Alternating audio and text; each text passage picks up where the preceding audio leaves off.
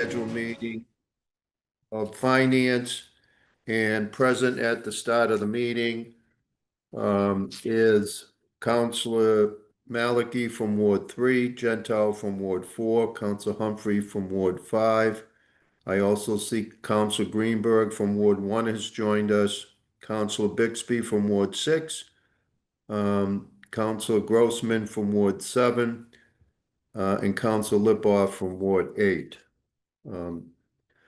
So we have a number of regular business items to take up, and then we will get to the four budgets that we're scheduled to review. On the regular docket items, I think there are two items whose funding source is free cash. We'll listen to whoever's making the presentation, ask questions, but if people prefer not to take up the item until later in the budget process or after the budget process, just please do me a favor, move hold on it right away, and we'll deal with it later on in the process, okay? So the first item is 136-25. Her Honor the Mayor requesting authorization to expend $2,000 from the Commission on Disabilities fines account to celebrate Disability Pride Month with a community event at the Newton Free Library. Who's presenting, please?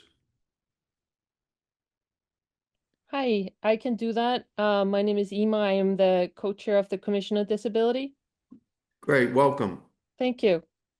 So we will be celebrating the 35th anniversary of the Americans with Disabilities Act on July 9th with a Disability Pride event. And we're having an incredible author, Emily Ladau, who is a well-known disability activist and author. And she wrote a book called Demystifying Disability. And she's coming to have a conversation with us.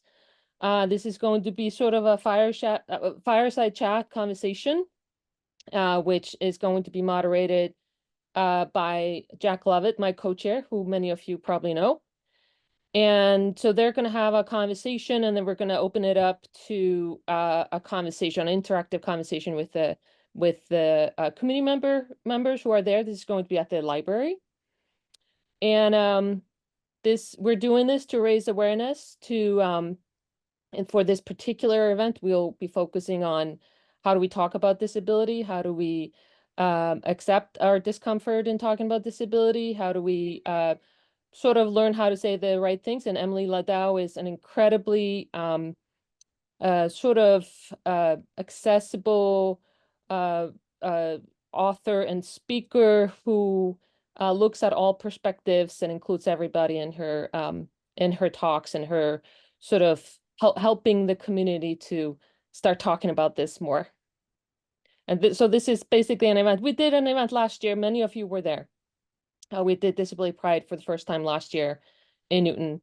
It was an incredible event with some of our community speakers, and it was really well attended. It was an amazing event. And so we're hoping to have this be a yearly event to celebrate Disability Pride, celebrate the ADA. And so the $2,000 is the speaker fee.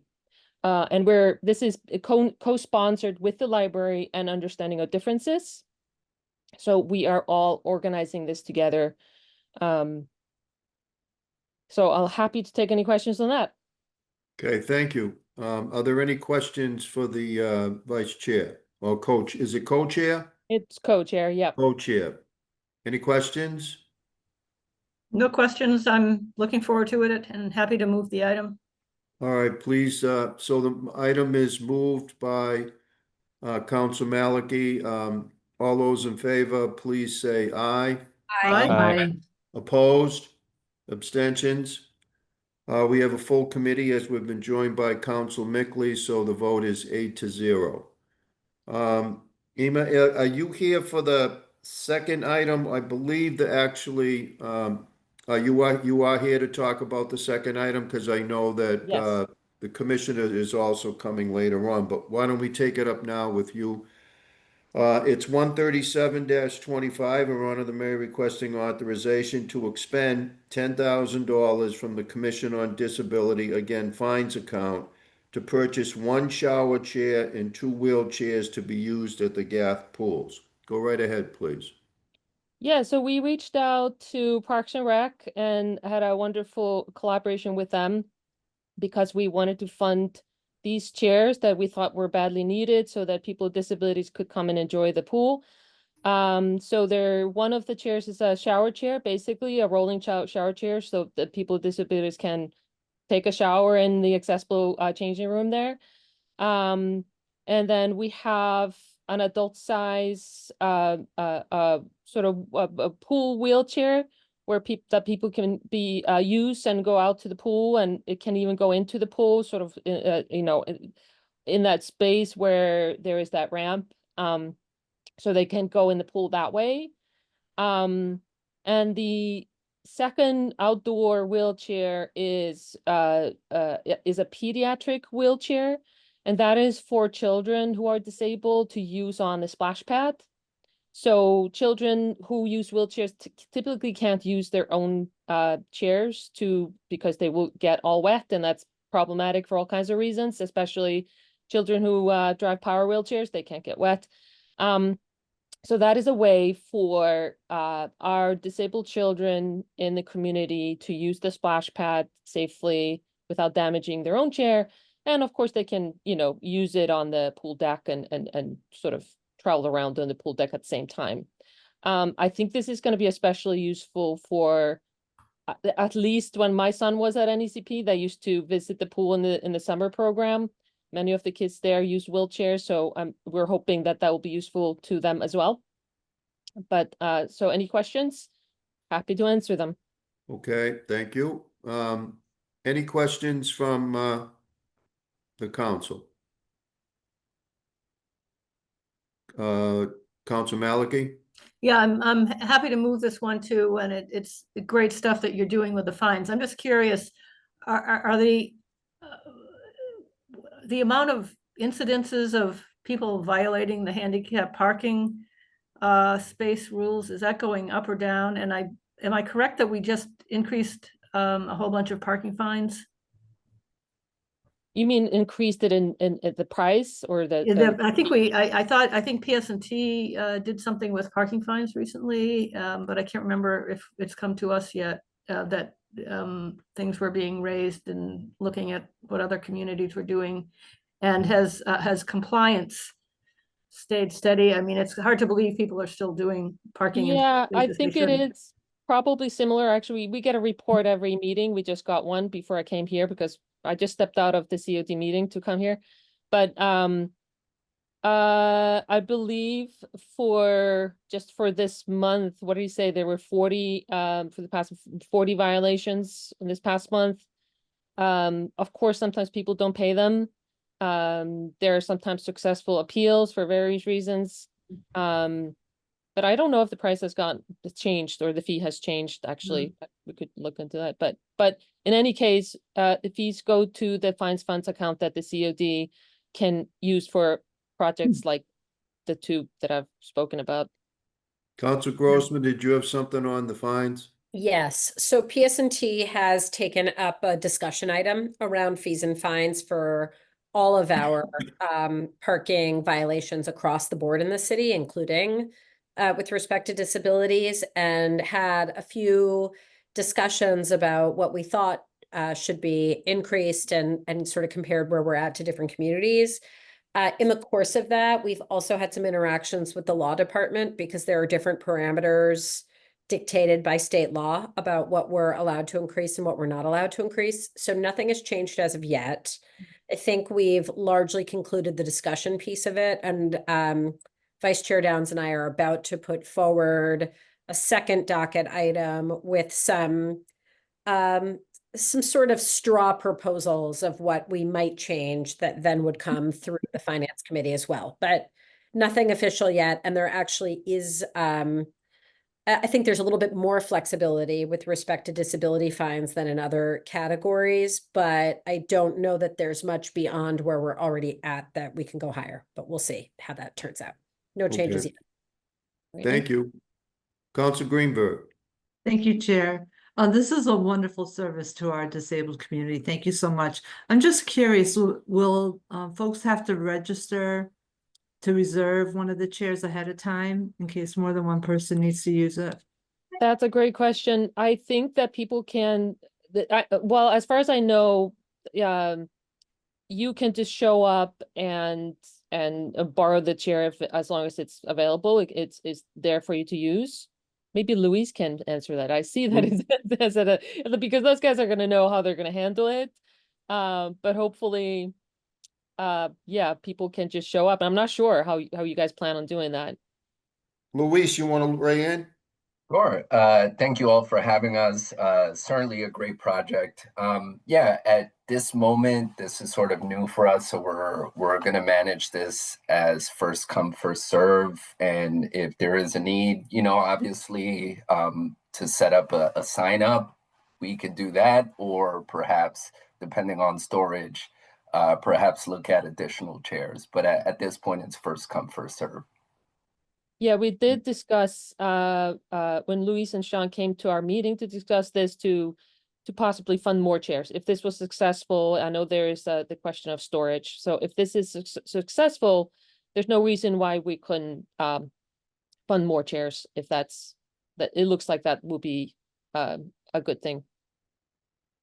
Okay. All right, the motion was made by Council Maliki to approve the item. Are there any other questions? I just wanted to apologize for referring to it as handicap parking. I kind of reflexively did that off of the HP fines account terminology, which maybe we could find a better name for, but I won't tell Jeannie you said that. She's very, very I know I'm not supposed to say that. it's accessible parking. So I think I need that July talk. I won't tell her you said that. It took me, a bit of time to stop saying it and use Yeah. accessible parking. This is good, good public service announcement here for y'all. It's accessible parking, not handicap parking. Okay, thank you. But yeah, happy to move it. All right, Ema, thank you for being here and for the presentation. All right, all those in favor of the item, please say aye. Aye. Opposed, abstentions? Okay, motion passes 8-0. Thank you. Thank you all so much. Mr. Chair, just one comment on that as we're wrapping it up. Sure. Is there any way that we can change the name of the account? Do we have to do that formally? But it seems to me that we should probably rename the account to be in line with proper terminology. I can make the change internally. Okay. I didn't know there was a change, to be honest with you. It's been that way since before I started with the city. But I can make it accessibility parking instead of handicap. You'll make a lot of people happy. Thank you. Appreciate that. Thank you, Councilor welcome. Kurtzman, Okay. for bringing that up. All right, next item is 108-25. On the mayor requesting authorization to increase the FY 2025 full-time equivalent positions in the comptroller office from 6.4 to 7.0. Steve or Maureen, who's going to go first on this? Actually, Mr. Chair, if I can just go first, even though you've already heard the comptroller's budget presentation, this had not yet been docketed. So the mayor is very pleased. Within our budget, we have provided for a full-time salary for the position that had been part-time in the comptroller's office. And so we have been pleased to support this. So I'm more than happy to turn it over to Steve. Thank you, and thanks, Chair Gentile.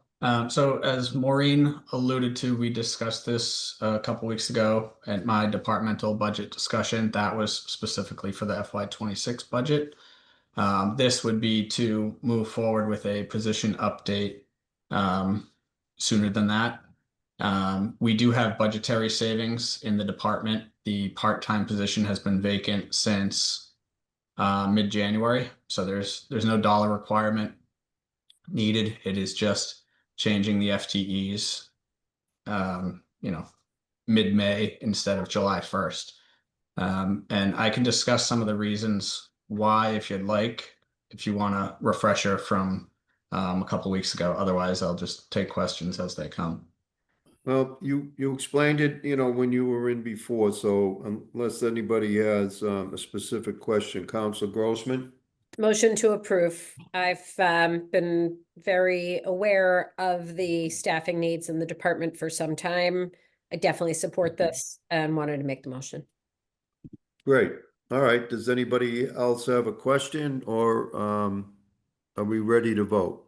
I don't see any raised hands. So, Council Grossman's made a motion to approve. All those in favor of the item, please say aye. I, Opposed? Abstentions? All right, again, the motion passes 8-0. Top of page 2, 116-25, Her Honor the Mayor requesting authorization to appropriate $40,000 to repair the fountain located within the traffic island at the Chestnut Street and Highland Street intersection. And the funding source was not on our original docket, but the funding source is FY24 free cash, as I understand it. So this is one of those items where if anybody wants to hold it, just make the motion as soon as we're done with our discussion, and we'll take it up at a later date. All right, I see, well, who was gonna present from the city? Luis? Yes, hi, Councilor Gentile. So this is for the child with calla lily leaves fountain that's on Chestnut and Valentine. The fountain itself, the mechanics have been in disrepair. They don't function, and we are circulating a lot of water, turning over a lot of water. So this project intends to fix the basin, which has some cracking, improve the autofill, irrigation, electrical components, new backflow, really bring it back to its glory, and not waste water. So this is why we're here in front of you all today. Okay. I see Grossman, Malicki, and Humphrey. Yes, Mr. Chair, I'd like to make a motion to hold. I want to express to Mr. Perez Demarisi, and I see that Commissioner Banks has joined us as well. This has nothing to do for my feelings about fountains, and I'm sure it is very worthy. I certainly don't want to waste water, but given the gravity of the discussions we need to have about various trade-offs with the budget in the coming days, I'd feel much more comfortable waiting, and I definitely don't want to waste your time this evening. So I'd like to make that motion. Okay, motion has been made to hold. Anybody want to make a comment on that? Council Humphrey. Yeah, I guess for whenever it comes back up before us, we might want to have some answers ready on terms of what the implications would be if the fountain has to be, I guess, shut down and deactivated for a while. Anyway, and then the other thing I was going to say is I don't know if it's a Scrivener's issue or what, but in the document that we got tonight, it's not saying where the source of the funding is for this item. That may have been written somewhere else, but I just wanted to at least alert that to Steve and just try to figure that out for next No, time. that's why I added it. I was made aware earlier today that the source was left off and was made aware that the proposed source is the free cash, so. That's what I thought because I had seen it in a different list, but I was just noticing that it didn't have any sort of account information or anything there. So, okay. I'll just leave it at that. I guess we'll come back to this at a future meeting. Okay, Julia, anything? Do you yeah, want to? I was just wondering why, looking at the description of the work that was being done, it seemed to go beyond sort of routine repairs, and I was wondering why it couldn't have been requested out of historic preservation under CPA. So maybe consider that in the meantime. Okay, Great point. Thank you. all right, there's a motion to hold. Why don't we take that motion up? All those in favor, please say aye. Aye, Aye. opposed, abstention, Opposed. opposed. David, you're opposed? Yes. Okay, abstentions. All right, so the motion passes 7 in favor with, 1 opposed. And we'll be back in touch, as soon as we're ready to go ahead, and discuss the item further. 100-25, Her Honor the Mayor requesting authorization to transfer and expend the sum of $60,000 from DPW Highway full-time wages to the workers' compensation legal settlements to settle a workers' compensation claim.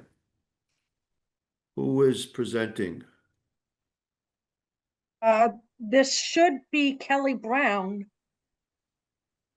I don't actually see her on the screen yet. All right, can I have a motion to hold? Do we need to lay it on the table? Might she come later? Well, I'll- we can always hold it and then decide to take it up again Take it up. tonight, if she shows up. Okay, Okay. I will reach out to her. Okay, Did I move hold in the meantime? yeah, all those, yes, let's, move hold in the meantime, and if she shows up, we can take it up later in the evening. All right, all those in favor of holding for now, please say aye. Aye.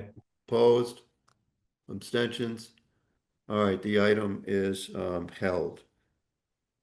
Okay, 109-25, Her Honor the Mayor requesting authorization to appropriate $50,000 from FY25 budget reserve from the installation of a heat pump in the Information Technology Department, at City Hall. Josh, is this you? This is me. Go right Thank you ahead. very much, counselors. So just to briefly explain what we're doing here, the IT department, Joe Mulvey and his team have been working to kind of repurpose some space directly adjacent to their offices on the first floor at City Hall to create additional office space to try to bring more of his staff into one general area, kind of create that team. That space does not currently have air conditioning. This project will air condition the space so that we're providing a comfortable environment for some staff that are kind of tethered to their desk for the most part. At the same time, this project will help us with our phase transition off of fossil fuels at City Hall, as these will be heat pumps that provide heat and cooling. I have hard proposals, and the project includes a 10% contingency. And I'm happy to answer any questions you might have. Okay, Council Grossman. Thank you. Commissioner, can you tell me more about exactly the setup in the IT department as it currently exists and at what point this space is intended to be repurposed? Absolutely. So the IT department is currently split between the basement area next to the mail room, and then in kind of the first floor next to the comptroller's office. The space in question is the old server room. The IT department has been working, as I'm sure you're aware, for several years now, transitioning their equipment to the cloud, which has made a lot of the hardware obsolete. So they've been slowly getting rid of that hardware in the server room. That server room is the space that we're now repurposing. And it's going to allow IT to then bring people up from the basement closer to the senior management so that they can provide support. And if that didn't occur, well, if this were approved tonight, Yep. when would that transition occur? It would probably take us, this equipment right now has about a 2-week lead time. I would say we'd probably transition the staff into there in the next 6 to 8 weeks. And otherwise, the staff would remain in the basement? It would be a combination of staff remaining in the basement, and then I think some hybrid work as well, where staff would be working remotely. They're having to share workstations downstairs. Okay, so Mr. Chair, my understanding of budget reserve is that it's fairly akin to the concept of free cash. I don't really know why budget reserve was chosen for this item rather than free cash, but unless there's a very compelling reason otherwise, I would like to move hold on this item for now as well. Okay, so there's a motion to hold the item, but let's see if there are any other questions that people have in case the motion to hold is successful, but is there additional information that people would like for the next time that we take this up? Council Greenberg, and then Council Humphrey. Thank you, Chair. Commissioner, if those employees remain hybrid, is it more efficient to have them full-time within City Hall than to have folks hybrid? So this has been something that Joe Mulvey this has been a high priority for him to get these spaces created so that he can get these team members in the office close to his management team. Okay. And is there a difference between a budget reserve and free cash, or is that just a technicality? No, that's not for the commissioner doesn't need to get into that. I can or Maureen, but there is a Okay. difference. Budget reserve, what do we start off with, Maureen? How much there's not much in it. We start with 500,000. And it's really considered more of a contingency account than free cash. But it's always been explained to me that it's more for like unanticipated situations that come up during the year. That's always been the explanation that's been given to me anyway. So it does differ from free cash, but Council Humphrey, you had a question? Yeah, I had that same question, but also this, I guess, isn't a question, it's a comment to the other counselors. I understand we're trying to be judicious on some of these items as we're continuing to debate some of the other points in the budget, but I am a little concerned about deferring some of these pretty significant maintenance items on things that have really been kicked down the road for quite a long time. One of the reasons that we're in a fiscal challenge now is because of a prior generation kicking almost everything possible down the road. And, as the climatic situation gets worse, I'm also concerned about the working conditions for our employees, making sure that they, have a livable working environment. So, I guess if people want to delay it, okay, but I'm getting a little worried about some of these items we're delaying. Not obviously not the fountain, but some of these other ones that we've been talking about in recent meetings. Okay, Council Mickley. Yeah, thank you, Chair, and thank you, Councilor Humphrey, for saying that. I share some of those concerns. Definitely want to have the schools have the funding they should have, bridge the gap, and use our leverage where it makes sense. But I think there's certain basic city services that we need to make sure continue to run. Thank you. Council Grossman, is your hand back up? It is. Go right ahead. A few responses. First of all, your understanding and explanation of budget reserve is how I understood it as well. In this case, I think it is operating akin to free cash because we're getting to the end of the fiscal year. The money has not been needed for contingencies otherwise. So the proposal is to allocate it towards a nice to have, but not 100% necessary project. Secondly, I wish everyone in the city was a bit more concerned about the air conditioning situation in the school buildings that our teachers and our children were operating in. As Commissioner Morse knows, because I sent him an email along with many others in the city on this note, I'm currently on the graduation committee for the 5th grade of Ward School.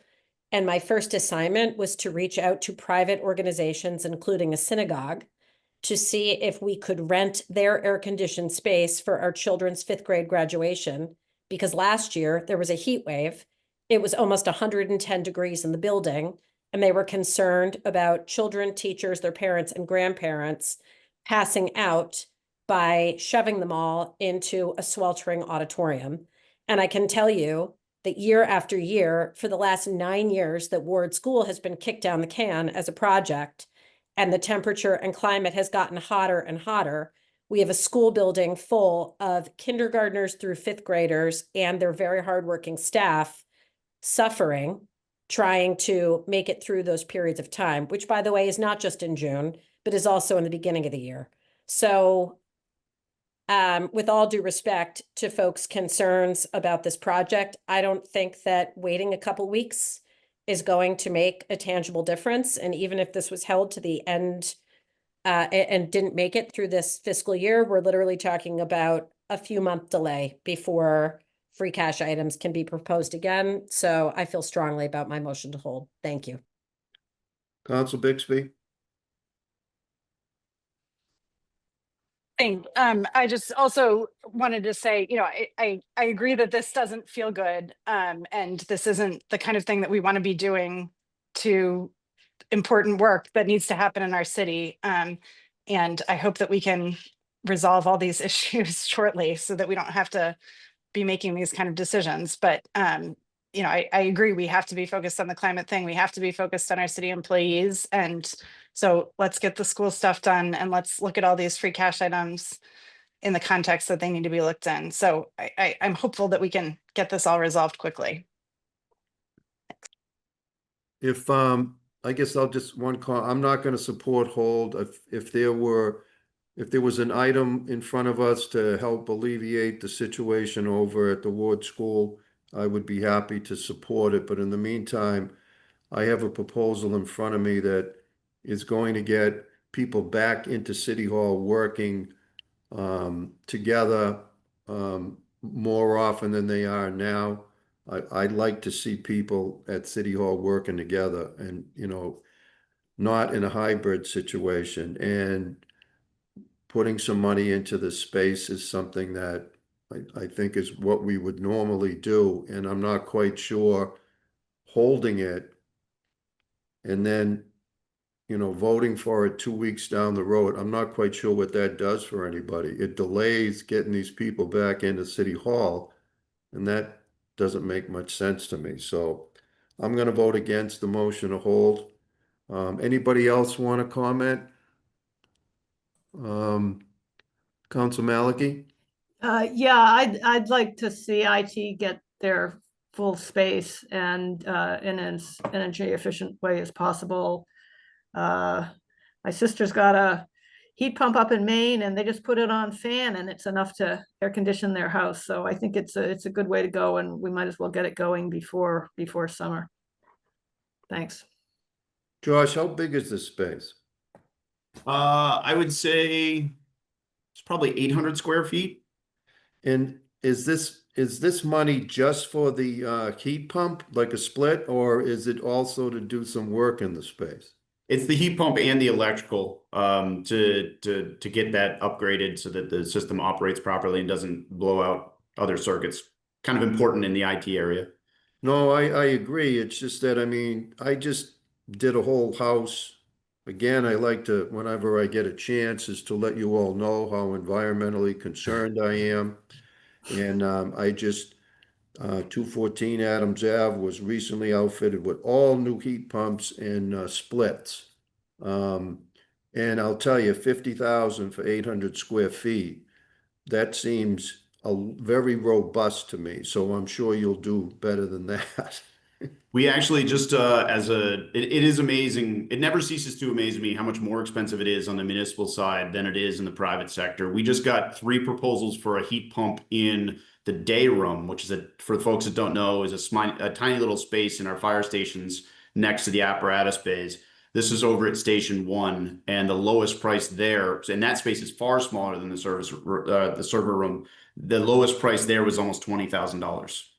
Yeah, I know. I was just able to do a 3,000 square foot house, and I think it was like maybe 10,000 more than with the 60,000, I think, for everything, including the electrical. But anyway, Yeah. I digress. So there's a motion to hold. We ready to vote? Show hands, please, on this one, because I think it's close. All of those in favor of hold, please raise your hand. I see 1, 2. All right, 2 in favor, opposed? I see 1, 2, 3, 4, 5, 6. All right, so the motion fails 2 to 6. Do I have another motion? Council Maliki, is that your hand up? Sure, I'll move to approve it. All right, motion to approve. Any further comment? Council Grossman, I'm voting no for the reasons I stated earlier. okay. Anyone else? All right, all those in favor of the item, again, please raise your hand. I see 1, 2, 3, 4, 5, 6. 6 in favor, opposed? 2, 1. I see 1. Where's Council Bixby? What are you doing there, Council I Bixby? think I'm going to abstain for right now. Okay. Thanks. 1 opposed and 1 abstaining. So if passes, 6 in favor, 1 opposed and 1 abstaining. All right, thank you. Next item is 121-25, or honor the mayor requesting authorization to appropriate $50,000 from June 30th, 2024, certified free cash for the Jeanette West Recreation Center restroom improvement project. So can we just get a quick presentation on this, and then I expect that we'll have a motion to hold on this one. Absolutely, I'll be very brief. So for folks that aren't familiar with this is the Jeanette Curtis Hut, also sometimes known as a hut. This is over in the Newton Center playground area. This building is used by Parks and Rec for their programming, as well as the Mason Rice School after school program. The restrooms are used by those programs on a nearly daily basis. You're looking at a picture of one of those restrooms. They're just in need of some TLC. So this project will include new flooring, painting, ceilings, lighting, and general cleanup and space improvements. I'm happy to answer any questions you might have. Council Grossman. Motion to hold for similar Okay. as already expressed. Okay, are there any questions for the commissioner for a later date, or are we good to go? I think it's pretty self-explanatory. What is it? The picture tells 1,000 words. All right, anyway. All right, motion to hold. All those in favor, please say aye. Aye. Aye. Opposed? Opposed. Opposed. Okay, 2 opposed. Any abstentions? All right, the motion to hold passes 6-2. All right, next item, 138-25. Her Honor the Mayor requesting authorization to, excuse me, we just did that one. 138-25. Her Honor the Mayor requesting authorization to accept and expend a grant of $17,314 from the Massachusetts Executive Office of Public Safety and the Massachusetts Department of Fire Safety. Chief, go right ahead, please. I believe yes, there's the chief. Good evening, counselors. We are requesting to accept a reimbursement grant from the Department of Fire Services for $17,314. We intend to purchase a new gear drying rack and some additional sets of firefighter turnout gear with these funds. It is a reimbursement grant, so we would need to expend the funds and then file for reimbursement. Happy to answer any questions. Okay. Before we vote on this, I don't think I've ever made this clear, but I just feel tonight I should do so. For those of you that say read the Globe, and especially the sports section, and then there's an article in there, and if John Henry's name gets mentioned, or for whatever reason, we are always saying how, the Globe, which is owned by John Henry, who was also the owner of the Red Sox, they always feel that they have to say that. So I just want to say for those who have ever wondered, and on behalf of the chief, Chief Gentile and Counselor Gentile are not related. And I think that I owe that to Chief Gentile. Our families are from San Donato, and I don't understand how we're not related because it's not a very big town, our sister city. But anyway, the chief, and fortunate for him, he's not related. So do not ever hold a grudge against him because you think he's related to me. All right, any questions on this item? Council Mickley. No questions, just very supportive of all the great work that the Newnan Fire Department does, and when appropriate, motion to approve. Well, it's appropriate, so a motion is made. Anyone else want to comment? Question? Okay, seeing none, all those in favor of the item, please say aye. Aye. Aye. Aye. Opposed? Abstentions? Okay, the motion passes unanimously. Next item, 139-25. Her Honor the Mayor requests an authorization to accept and expend a grant of $2,900 from the Massachusetts Department of Fire Services. Chief. Once again, reimbursement grant, asking to accept the grant for 2,900. This is for the Senior Safe program that we began just a few years ago. This will go towards the purchase of smoke CO detectors, along with some other senior safe items that are needed. Okay, any questions? Do we have a motion? I'll move it. Okay, motion to approve by Council Malachi. All those in favor, please say aye. Aye. Opposed? Abstentions? Okay, the motion passes unanimously.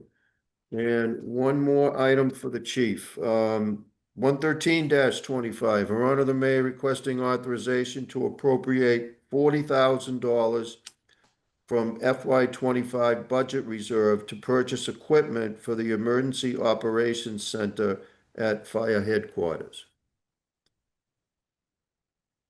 Thank you. This is the beginning of the equipment exchange. So in 2017, we built the Emergency Operations Center. Many of you have seen and been in there. There's a lot of technology in there, a lot of computers, a lot of networking equipment, and a lot of screens. This equipment needs to be replaced periodically. We work with a vendor who actually keeps the equipment up to date. As far as repairing it, it's at the point now where that vendor is telling us that we need to start replacing some of the equipment. So this is the first step in that. The 40,000 will go to some computer replacement to keep it up to date and running. I would be happy to answer any questions. Okay. Are there any questions for the chief? Okay, seeing none, can I get a motion, I'll please? move it. Council Malachi has moved approval. All those in favor, please say aye. Aye. Aye. Opposed? Abstentions? Okay, motion passes unanimously. Thank you, Chief. Thank you, councilors. Okay, we have two CPC items. First one is 86-25. The Community Preservation Committee recommending the appropriation of $75 in Community Preservation Act funding to be appropriated from the unrestricted prior year funds for expenses relating to the replacement of the deck at the Newton Community Farm. And this was taken up by PF and they approved it 7-0.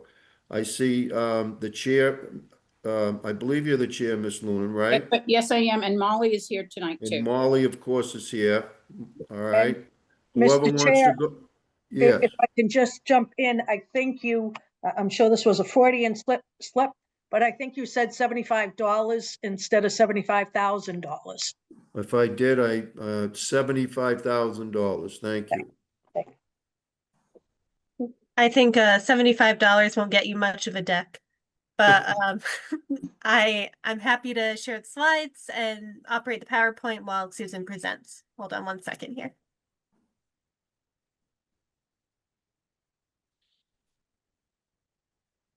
We're first going to look at the project scope of the Newton Community Farm deck replacement. Next slide, please.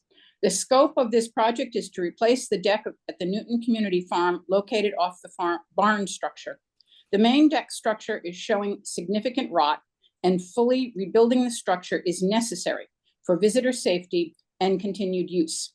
It was previously constructed with CPA funds in 2010. The rot that is seen now is the result of the deck being neither covered nor weatherproofed at that time. The CPC voted unanimously to fund the repair of the deck, provided that the new construction resolved the issues, and the farm has chosen a more durable composite material for the deck, Trex, in answer to this suggestion. Next slide.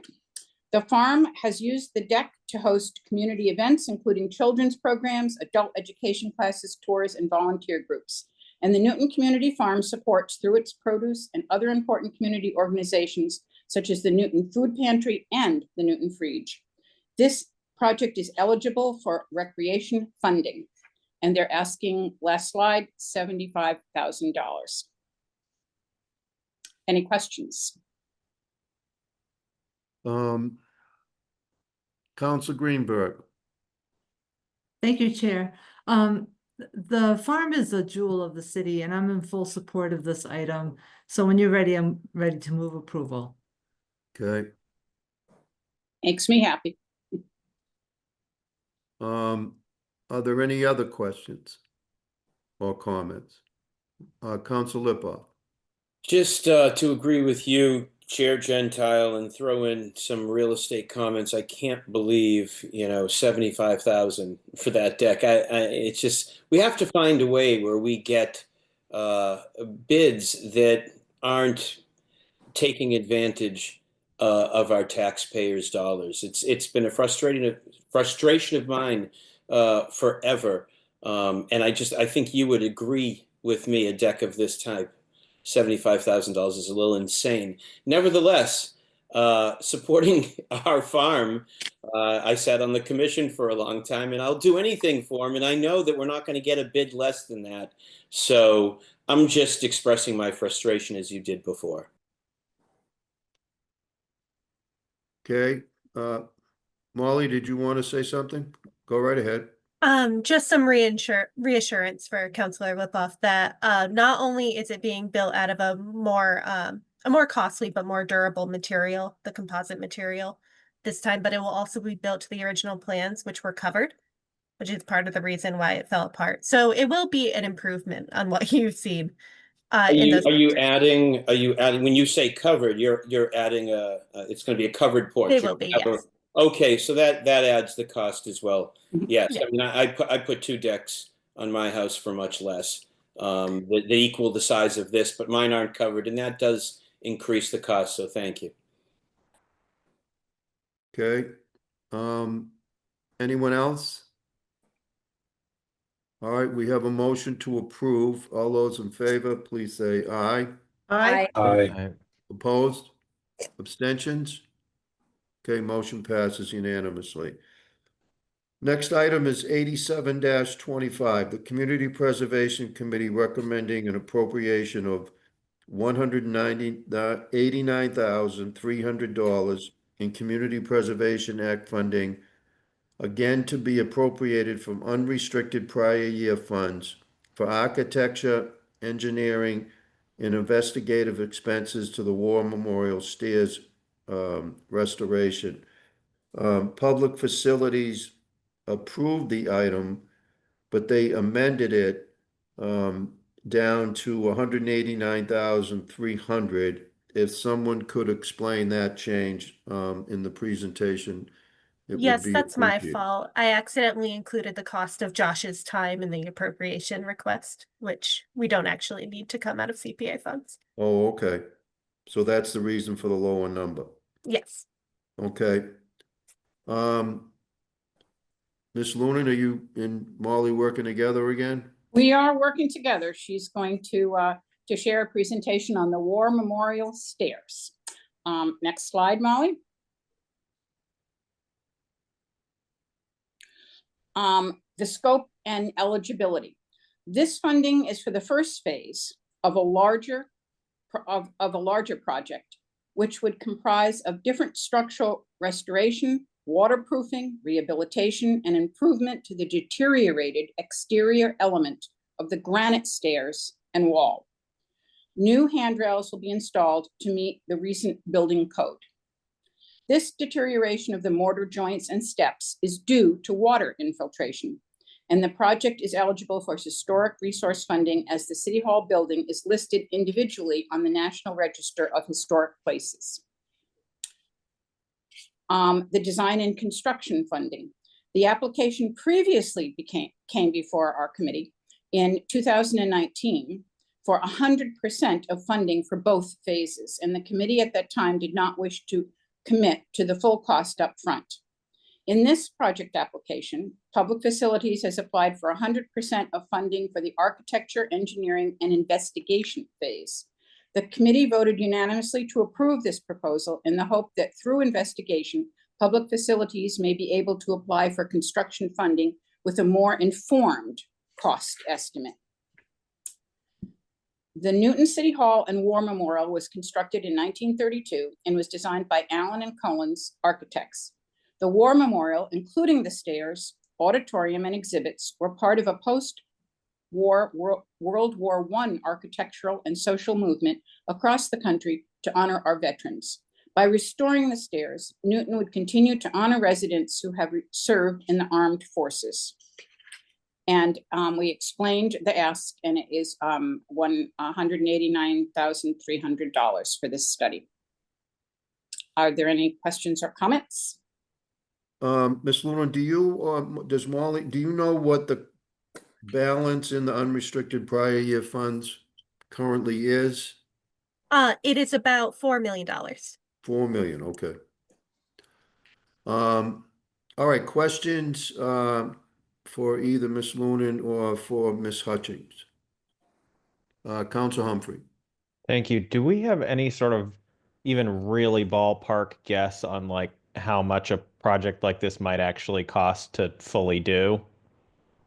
Josh, do you want to take that? Sure, I'm happy to.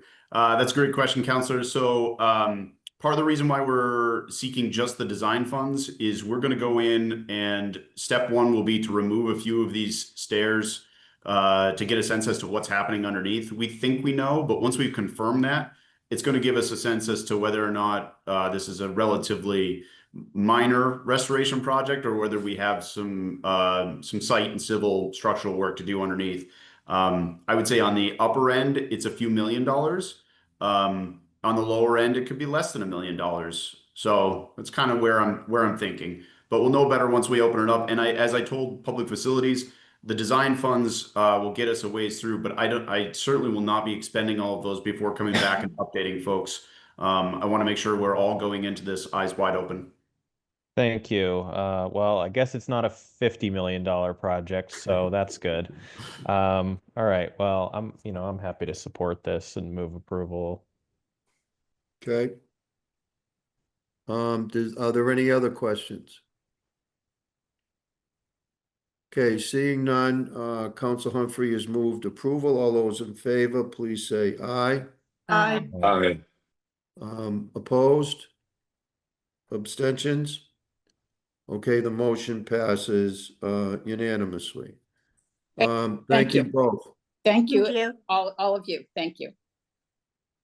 All right, we are now set to start with our final four There's departments. a question from our committee clerk. Yes, Lisa. Chair Gentile, I just want to let you know that Kelly Brown is in the meeting. Pardon? Oh, I just want to let you know that Kelly Brown has joined us. Oh, okay. Thank you.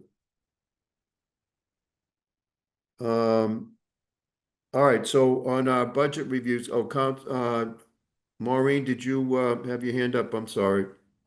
Thank you. I did. I also wanted to let you know that Kelly was here and available if you wanted to go back to the workers' comp item that you held a little while Oh, ago. okay. All right, so we held the item. May I have a motion to now take up, let me just get the docket item. 100-25. All right, may I have a motion to go back and take up docket item 100-25, which is authorization to spend $65,000 to settle a workers' composition claim. Can I get a motion? I'll move that to take it up. Right. Council Maliki has moved the item to take the item back, made a motion to take the item back up. All those in favor, please say aye. Aye. Opposed? Abstentions? Okay, Kelly, it's all yours, 100-25. Good evening. First off, I apologize. I signed in probably 5 minutes too late. I apologize. I thought it was starting a little later. I am here this evening as the workers' comp manager to talk about a workers' comp claim that I'm looking to transfer $65,000 from the workers' comp payroll fund into the settlement fund. It is to settle a claim for a DPW highway employee. He was a heavy equipment operator, HMEO, sorry.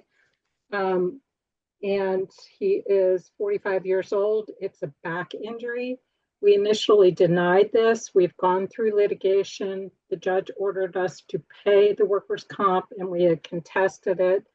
The initial medicals indicated that he had a pre-existing condition that subsequent medicals, both treating and independent, concur that we aggravated the pre-existing condition such that this gentleman had to have back surgery, which he did have on February 8, 2021. Both his doctor and our independent medical examiner concur that he is no longer capable of performing the work of the HMEO and only able to lift 30 pounds. The initial demand to settle this claim from his lawyer was pretty much the full exposure, 5-year exposure under Section 35 partial. The demand was $125,000, which we said no to. We have since negotiated and got some good surveillance that showed him active out driving people to and from appointments. He's not registered with Uber, but clearly was making some sort of money while he was out on workers' comp. They have said that he traded it in lieu of food and supplies and things for his family. He was not actually working for Uber, but he was seen on a number of occasions driving people back and forth. We shared with this surveillance with his attorney and they came down from $125,000 and settled with us for $65,000. So instead of the full 5-year exposure, it's about 2 years and a fee for the lawyer. So the total amount is $65,000 that I'd like your approval to put into the workers' comp settlement fund, please. Okay, thank you. Council Mickley. Thank you, Chair. Thank you. What would be the implications of a delay? A delay? A delay in approving and funding this compensation claim? Just what would be the implications? Well, we've tentatively negotiated with them. It's been accepted by the Industrial Accident Board, and I just need your approval to move the funds. If we delay it, we continue to pay him on weekly benefits, which he could be entitled to for the 5 years. He's about 2 years into it.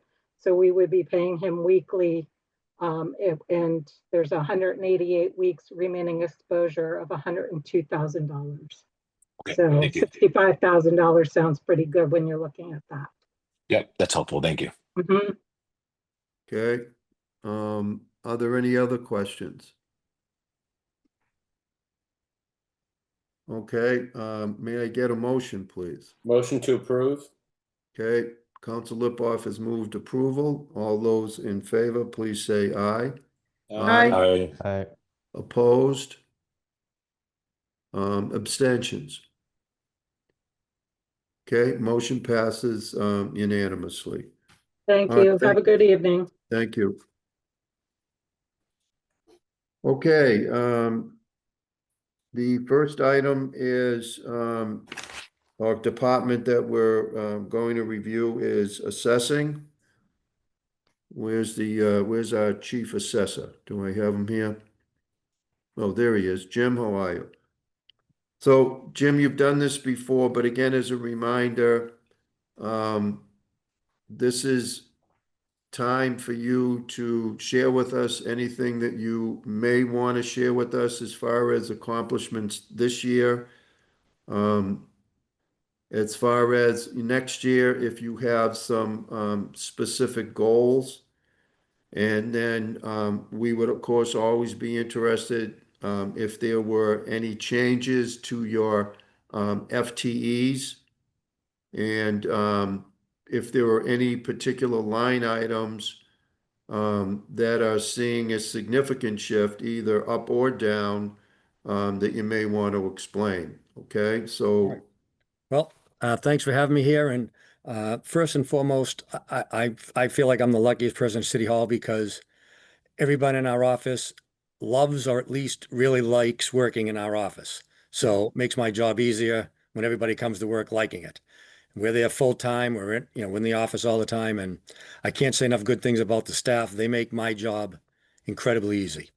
And as far as our goals and accomplishments, we're kind of like a cyclical office where our most important goal is to get our values certified and approved by the Department of Revenue, because without that, everything else kind of falls apart. You wouldn't be able to set your tax rate, wouldn't be able to have a budget, it'd be a mess. So that's always what we're trying to get certified, is our values to be full and fair cash value by the Department of Revenue. As I've always said, Newton's a residential community. If you look at one of the budget documents, I don't know what you have in front of you, but in calendar 2024, for the first time in history, the average single-family sale price exceeded $2 million. So people are still coming to Newton, and they're coming because it's a great place to live. They have great services, great, libraries, schools, police, fire. So, and it's a great place to work. I've been here for a while, and I enjoy it every day. I can't say enough nice things. So that's, we try to, like I say, I pride myself in the fact, without any disrespect to the other department heads here, that, we have the best office in the city because we're going to people's homes, we're going to their businesses. They may never interact with Steve in the comptroller's office. They may never interact with Josh in public buildings. But we're in their living rooms, we're in the kitchens, we're talking to them, we're answering their questions, and everybody's great. They speak to us, they ask questions, and they let us tell them they let us explain our job. So that's the greatest thing, is working in Newton. The residents have high expectations, and if you meet those expectations, it's the best. So we just try to keep helping people when they have questions, because isn't that what we all do, is try to help people when they have a question? So that's, and as far as the question you had about line items, I don't think my budget's changed much from last year to this year. We don't really have a lot of non-discretionary spending. It's probably, either close to the same amount as last year or plus or minus a couple of percent, I'm guessing.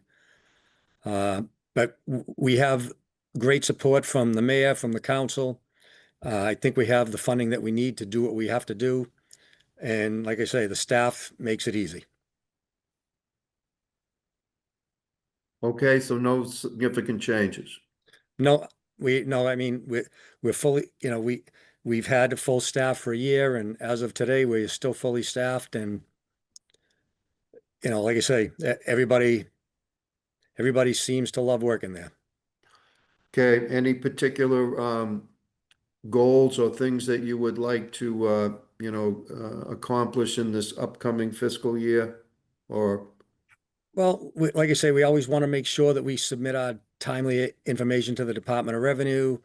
We try to make sure all the elderly assistance programs are helping people, because they're certainly, sometimes they're the most vulnerable people, and there are a few assistance programs that we administer, and we're constantly talking to them and going back and forth. Not to bore you, but I'll tell you a quick story where the deadline was rapidly approaching, and we had like a 90-year-old person who literally could not assemble any of her documents or anything. So we jumped in the car, went to her house, helped her fill out everything, had her sign it, and brought it back to City Hall. And she was thrilled. So that's our goal, is to just help people when we can. All right, Council Lipoff? Selfishly, because there's really no other questions, I just have to say that owning a real estate appraisal company, having a staff of appraisers, we have contact with assessors' offices all over New England. And the feedback that I constantly get from my staff is how Newton is head and shoulders above all others, not only in the consistency. We often look at assessment values to appraised values. It's unbelievable how you can count on our assessor's office to be more accurate than everybody else. But the interface between the people that come to that desk and now that call in for information, constituents, but also professionally as appraisers, have nothing but the finest things to say about Mr. Shaughnessy and his staff. And it makes me quite proud as an elected official and a real estate appraiser to feel that way about my own assessor's office. So thank you for letting me do that. But Jim deserves that. Thank you. Thank you, Okay. Councilor. Council Bixby? Thanks. So just some questions about nonprofit land ownership in Newton. How much is owned by nonprofits, and how do we manage or deal with pilot payments? Pilot pay, well, I would say probably, well, we have about $5 billion in exempt valuation overall, give or take. And, but that could be city property, that could be Boston College, that could be Newton Wellesley Hospital, it could be a variety of things. There are the only pilot program that I know of is Boston College pays $100,000 a year to the city. Those, you can ask the tax exempt organizations to make payments. I haven't seen too many communities successful in getting a yes from a lot of the nonprofits for a variety of reasons that they'll give you. But the state law, for example, state law says colleges are tax exempt. State law says hospitals are tax exempt. So they're just following the laws that are presented to them, For sure. All right, thanks. That's interesting. Thank you. Council Mickley? Yeah, thank you, Councilor. Thank you, Chair, and thank you, Councilor Bixby, for raising that really important question.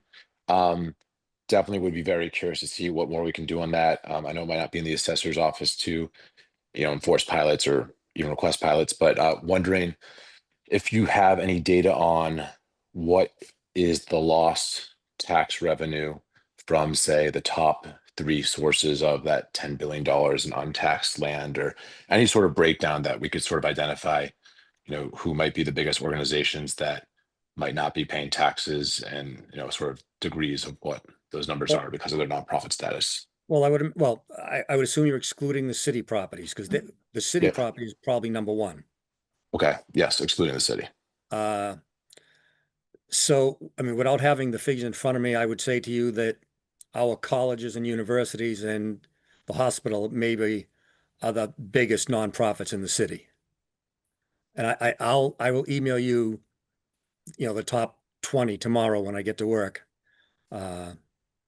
It's, but Boston College, LaSalle, Newton Wellesley Hospital, obviously, Mount Auburn, which is now owned by Commonwealth of Massachusetts. So they're going to be the ones that are large ones. Then you have a lot of smaller ones, but yeah, you can name off the top of your head. Yeah, that day would be really interesting. So appreciate that. And will you be able to, I don't know, David, I think you were also asking for an estimate of, what the taxes would be if they were not exempt. Is that correct? Yes, exactly. Well, I mean, So- again, I could show you, if they were taxed at their full value, here's what they would pay. But again, state law says that they're not taxable, so it's kind of like an exercise in hope, because it's not going to happen unless the state laws change. All right, Yeah. but if you can put that together, that Oh, would be certainly. helpful. Yeah. And Jim, do me a favor. Why don't you just get that to Lisa so Lisa can share it with the full committee, okay? Will do. I'll have an Excel spreadsheet on her desk tomorrow morning. All right, thank you. I see Council Malachi. Thank you. I was curious, for Mr. Shaughnessy, have there been enough sales of Village Center Zone properties to determine if that has any effect on valuation? When you say sales, you mean of the newly enacted zoning changes? Right, of properties that are now in the overlay district so that they could opt into BC. I would say that as of now, there had not been enough to make a valid comparison between, okay, if they were here versus if they were there, because that's essentially, not to bore Councilor Lipoff with matched pairs, but you're going to see, okay, if the building in BU2 sells for more or less than the new VC2, if everything else being equal, you'd say, okay, then it's attributable to the zoning change. We haven't had enough X versus Y to make a good comparison yet. Yeah, I had a feeling that was the case. If at some point in, I don't know, 3-5 years or whatever, you get enough transactions to see that there's a difference, would the increase in valuations for VC properties, would that be considered new growth, or would valuations just be sort of reallocated among all the properties in the city? Well, that's an interesting question, because part of new growth can be due to a zoning change. For example, if you had a lot that was zoned single family, and then you changed the zoning so you could build 2,000 apartments on it. Well, clearly the land that could build 2,000 apartments would have a much greater value than a single family lot. So that change in zoning, which made an increase in value due to the change in zoning, would be considered new growth. Okay. But Okay. you'd have to be really sure that it was attributed to the zoning change. And a zoning change to a particular property is one thing. A zoning change in a whole neighborhood may just be now that the neighborhood, but the people are opting into that right now. So then we'll be able to see. Okay. Okay, thank you. Be interesting to watch. Rick, do you still have your hand up, or? All set? Okay, are there any other questions? Again, we're just taking straw votes. As you all know, when we get into committee of the whole, things can change. But the mayor's recommendation is for $1,488,489 to fund the assessing department next year. So for a straw vote, can I get a motion to approve that amount? I'll move it. Okay, motion is made by Council Malachi. If there are no other questions, all those in favor of the amount, please say aye. Aye. Aye. Opposed? Abstentions? Okay, the motion passes unanimously. Thank you, Jim. Thank you, everybody, for having me in. I appreciate it. Financial services. Thank you. Who was presenting for Maureen, you? I'm going to start and kick it over to Perry in about 1 minute. Great. as you know, I think it's now 4 years ago, you supported the creation of the Financial Services Department. We more or less had our org structure in place, but have operated for these past few years with a manager of financial planning and analysis, which has been Perry Rosenfield, and a manager of payroll. We have made the decision that effective July 1st, Perry will become the manager of financial services of the entire department. It will still report directly to me. So it's not a reorg in that sense that, and it's not an appointment that is a department head appointment, but Perry will now be the manager of financial services. And so in addition to being in charge of all of the financial planning and analysis, that role, he will also be in charge of payroll. And so with that little bit of an introduction, if I may, Mr. Chair, I'm happy to turn it over to Perry Rosenfield to actually do the presentation for the department. Okay, Thank you very much. thank you. Perry, congratulations, and go right ahead. Thank you very much. Thank you, Chair Gentile and the rest of the Finance Committee.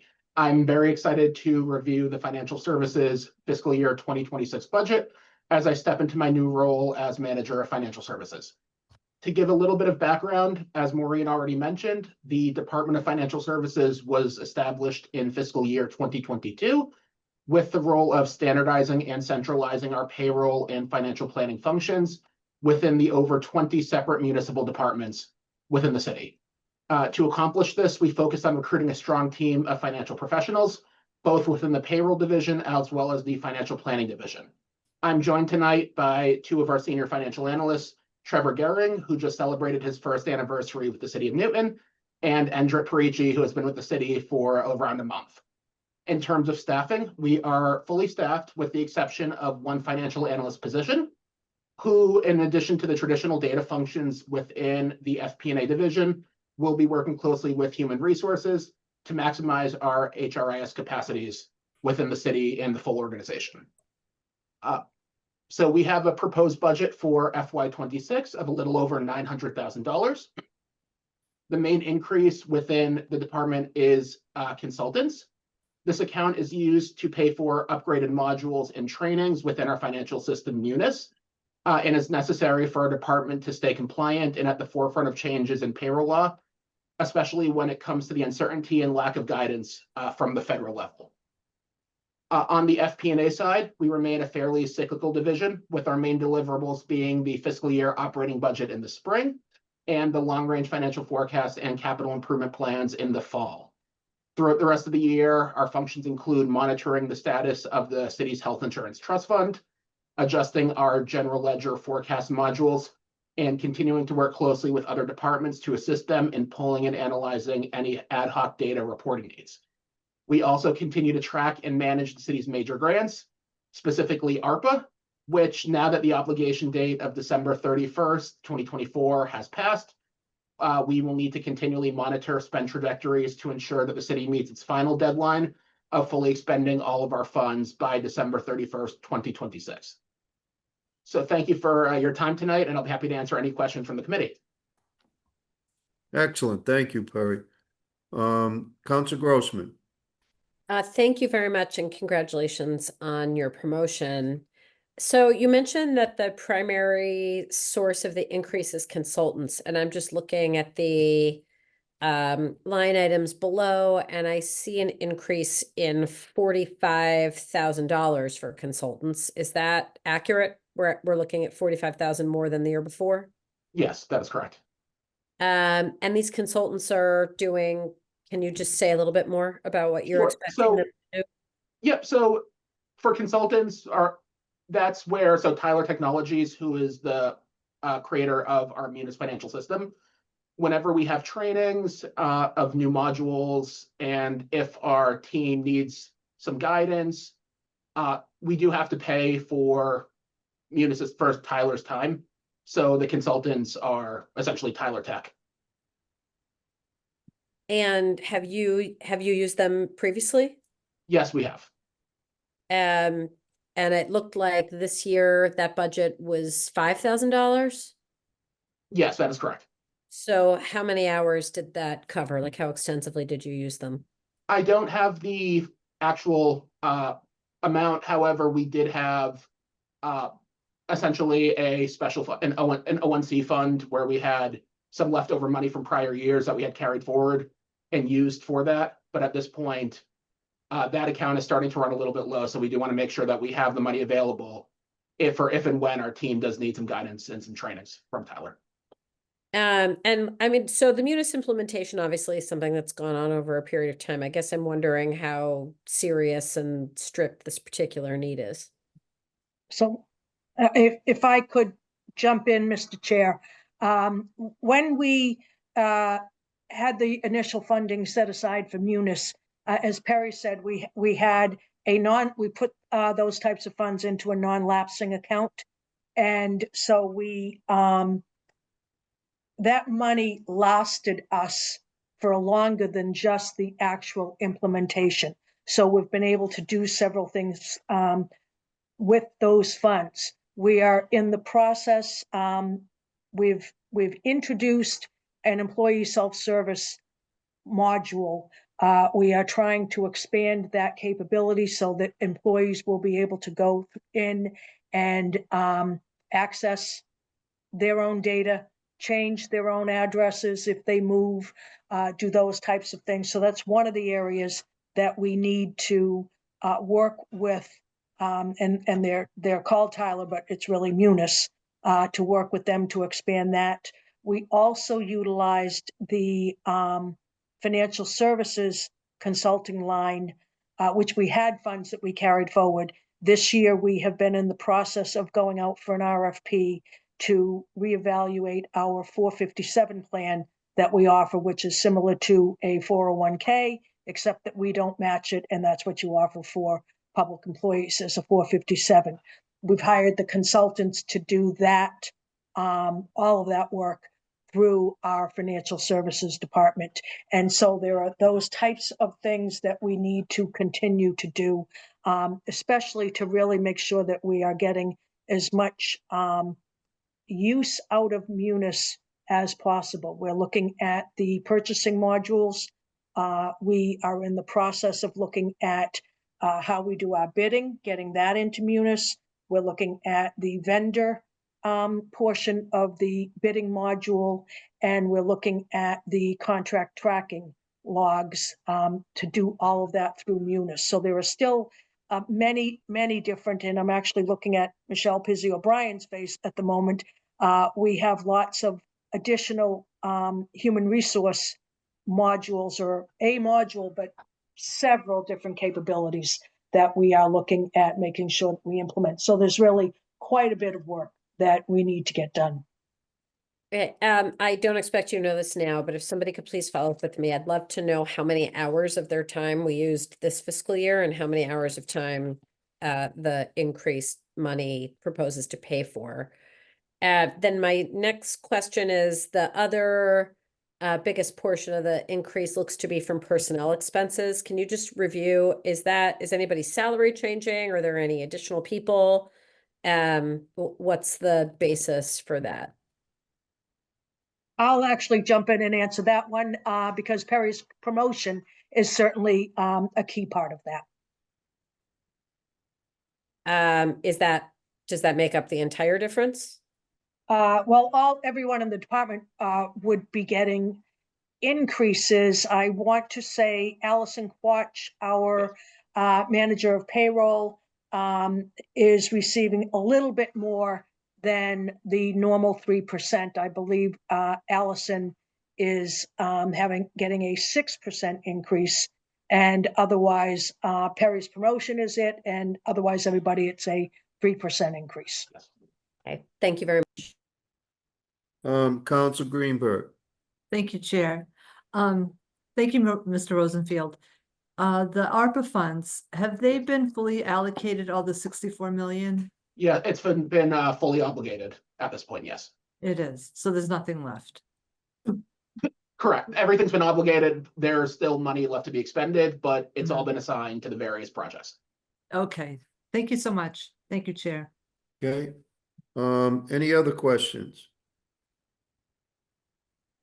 Okay, the mayor's recommended budget for the financial services for FY 26 is $908,077 dollars. Can I get a motion, again, straw vote, on that item and on that amount? I'll move it. Council Malachi has moved approval. Okay, all those in favor, please say aye. Aye. Aye. Opposed? Abstentions? One. One abstention. So the motion passes 7-0 to 1. Okay, thank you, Perry. All right, next budget is Human Resources, and I see our Director, Michelle Pizzi O'Brien. Welcome. Michelle, what I have been saying to people is if you could succinctly, we're saying that's not just you, everybody.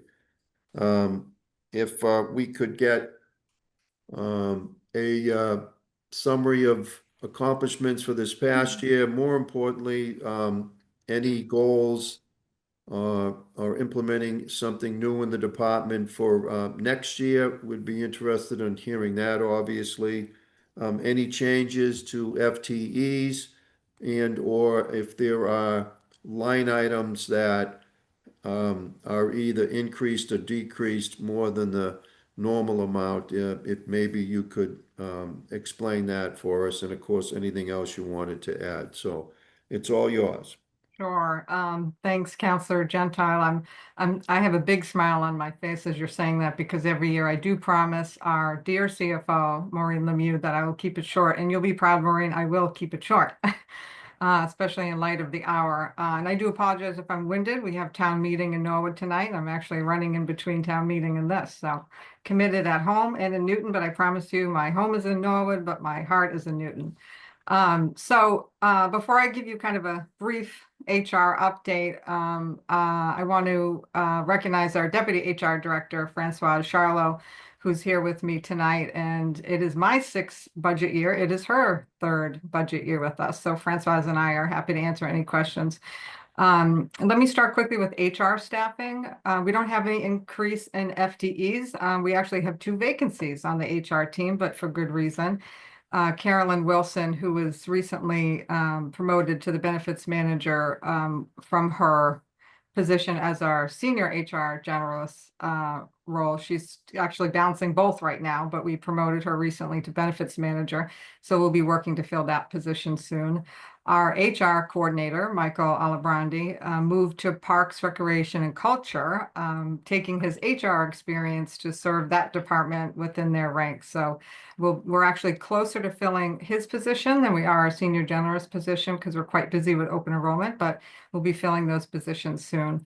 In terms of recruitment and hiring citywide, this fiscal year, we supported hiring about 90 full and part-time positions, and we had several hundred seasonal park rec culture, which we normally do, but we had probably about 200 more in terms of election support, including last November's busy presidential election.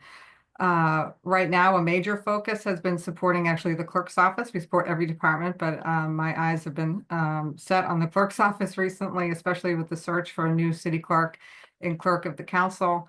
With President Laredo and the preliminary screening committee, we went through the process of updating that job description to reflect kind of evolving needs, and we launched a really broad search, and it closes this Wednesday. We've got interviews planned for later this month, and our goal is to recommend a finalist to the full council by the end of June. More with the clerk's office, we've completed a reclassification of all the union positions in the clerk's office. We worked closely with ASME Local 3092, and especially special thanks goes to their union president, Maura LaFosse. This resulted in updated job descriptions, many of which had not been looked at since 2013, 2018, and reclassified 6 positions and also created a new role to support vital records and elections. We're also now working to support Cassidy Flynn, who's in our acting city clerk position right now and filling 3 additional vacancies in that department. So we do hope to help them out, continue to support them and get them fully staffed soon. This past year, I mean, each year, but especially this past year, we've really just pushed and tried to modernize our recruitment efforts this year especially through social media. Francoise is a especially important part of that process. We've enhanced our LinkedIn presence, attending local and regional job fairs, partner up with Mass Hire, and continue our partnership with the Racial Equity Group and Bird Guests. We also have had our department support team with Michelle McGonigal and Mary O'Neill, who do the day-to-day department support, partnering up with our benefits staff to really market what all the benefits are of being on the City of Newton team, because we recognize it really helps to attract top talent.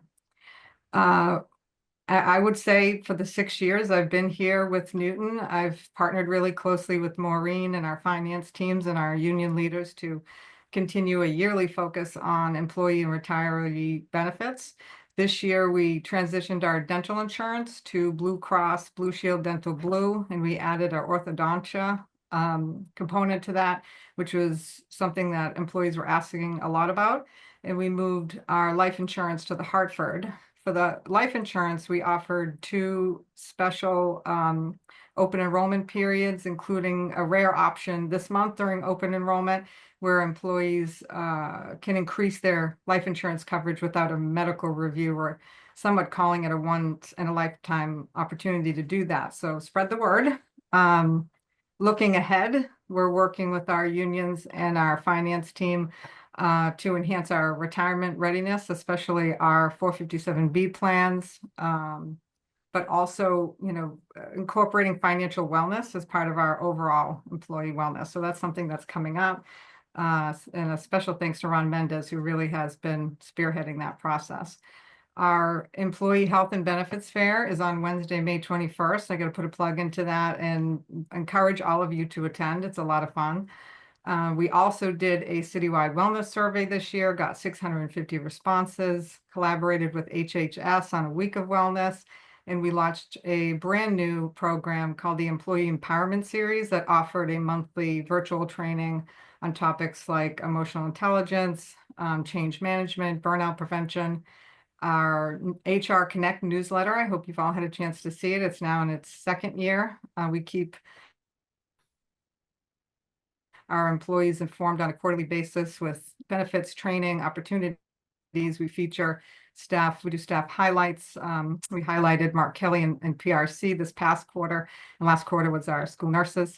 It often includes safety tips from Kelly Brown in our office, and I always love my little corner of the newsletter called MPO's Management Minute, where I get to speak specifically to our leadership team with various topics. Last month was about supporting our sandwich generation, and this month was communicating with kindness.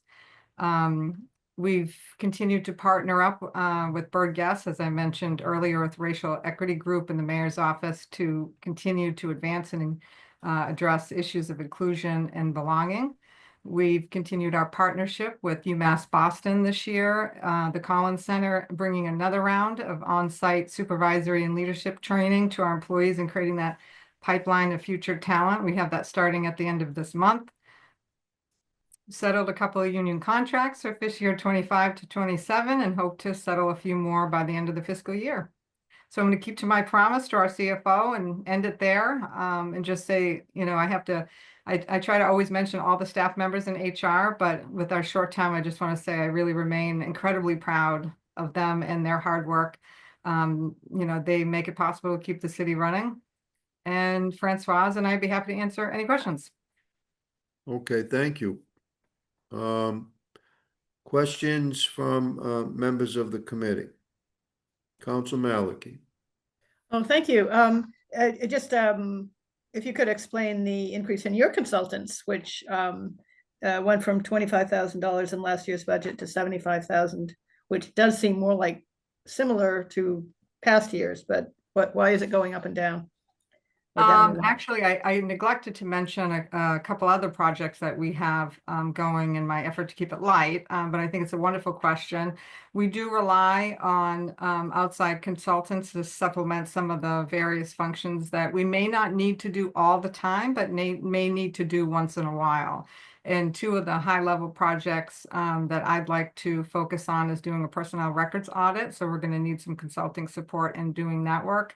And we're also working on a classification and compensation study right now that for our non-union staff that'll go into the new fiscal year. Although I am proud to say we did apply and receive a grant for a portion of those expenses.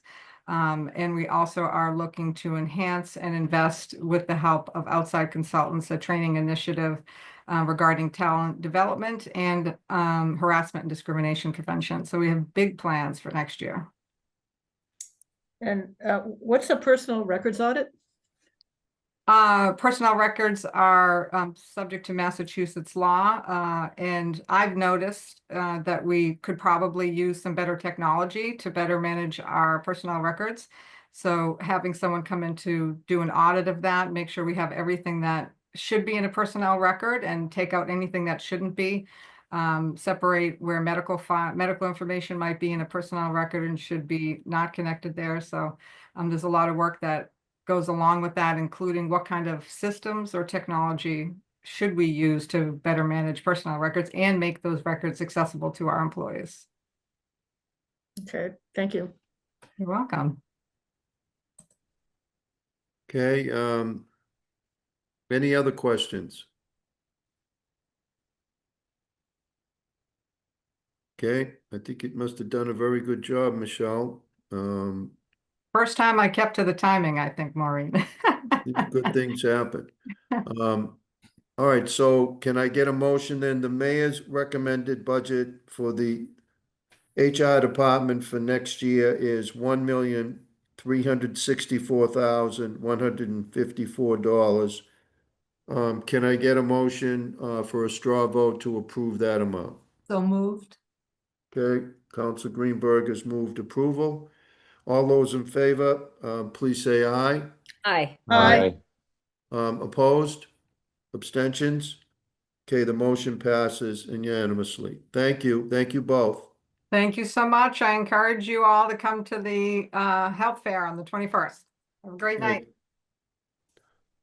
Okay, the last department and the last docket item, I'm going to take them up at the same time, is the executive / sustainability department. And I also want to read into the record docket item 103-25, which is Her Honor the Mayor requesting an amendment to Chapter 2 of the Newton Revised Ordinances to create the Department of Sustainability in accordance with Section 6-2 of the Newton City Charter.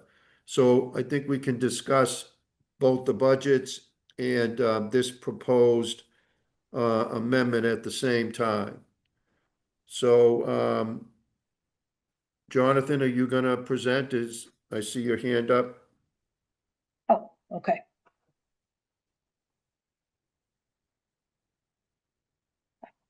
Okay, thank you. Yes, I was trying to unmute there.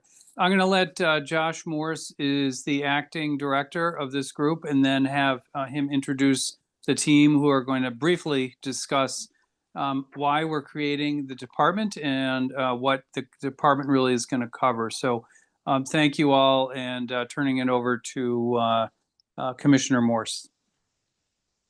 Thank you very much. So this evening, we're going to go through the Sustainability Department budget. I do want to say on later this month, on the 28th, we're going to have a deep dive in public facilities on all things sustainable. So we're going to keep it fairly brief and high level here. Happy to get into as much detail as you like, but if you want a deeper dive, feel free to join us on that date. First of all, thank you very much, everybody, for coming out tonight and taking this item up. I'm joined this evening by Ann Berwick, Co-Director of Sustainability, Sam Nyman, Co-Director of Sustainability, Caroline Weiss, and I'm not going to get the title correct, but she is the new rock star joining our sustainability team. And And then soon we're going to be hiring a Berto coordinator. This is an incredible opportunity. I think it's exciting.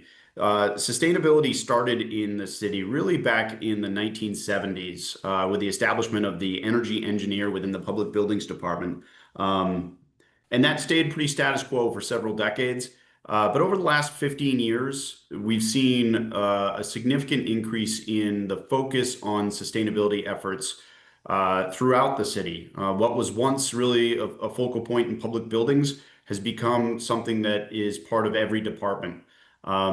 And the efforts of the sustainability team have certainly broadened, which I think is awesome. It's been something that I started out with in the Public Buildings Department, helping to build that up. And then Bill Ferguson coming on did incredible work in partnership with Ann Berwick. And it's really exciting to see folks like Sam and Caroline come in and help build this department up. I think the big thing about this for me is that the establishment of the department is going to solidify this core team, give its kind of sense of self, but I think it also will elevate the team, and in doing so, make it kind of part of the larger department team. It will allow them, I think, to work hand in hand with the departments to make sure that we're creating solid metrics that we can measure against, that will allow us to really move the needle on all things sustainability. So we're really excited to get things going. As the interim department head, I think my focus on this one is really just to help this up and coming department get their feet under themselves, and then eventually see them learn to walk on their own, and do great things. But I'm really excited about it. I will say, just from a budget standpoint, there's no new money here. This is all costs that would have existed regardless of whether we created this budget or this department. And with that, I'm going to turn it right over to Sam Nyman to walk through the presentation. Hey everyone, really glad to be here. Thanks, Commissioner, Chair Gentile, City Councilors. Great to be here with the sustainability hat on with this team. The proposed budget for FY26 for the Sustainability Department is $521,267. As Commissioner Morse said, really that's consolidating a couple positions. The only additional item there is hiring a Berto administrator, which is proposed here.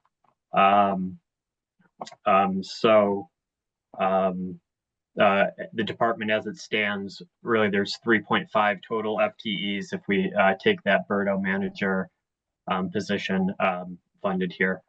A key focus for the sustainability team through the end of FY25 and then into FY26 is the smooth implementation of Berto. This is an enormously important program. This council passed Berto unanimously back in December, and really this gives us a pathway to address over a quarter of Newton's emissions. So enormously important program, and it's really important that we get it right. Right now, we're focusing on getting those 46 buildings that are required to report this year in a good place to do so. So we're developing a great comprehensive reporting guide, and hosting some trainings coming up June, July. Then with this council's approval, we hope to have a Berto administrator on the team in the next fiscal year, looking to September to convene the advisory commission and really have a focused, thorough regulation development process, hopefully getting regulations in effect early next spring, which will set us up nicely. 2027 is the first emissions standard compliance year. So that gives us plenty of time to have kind of the guideposts out for that.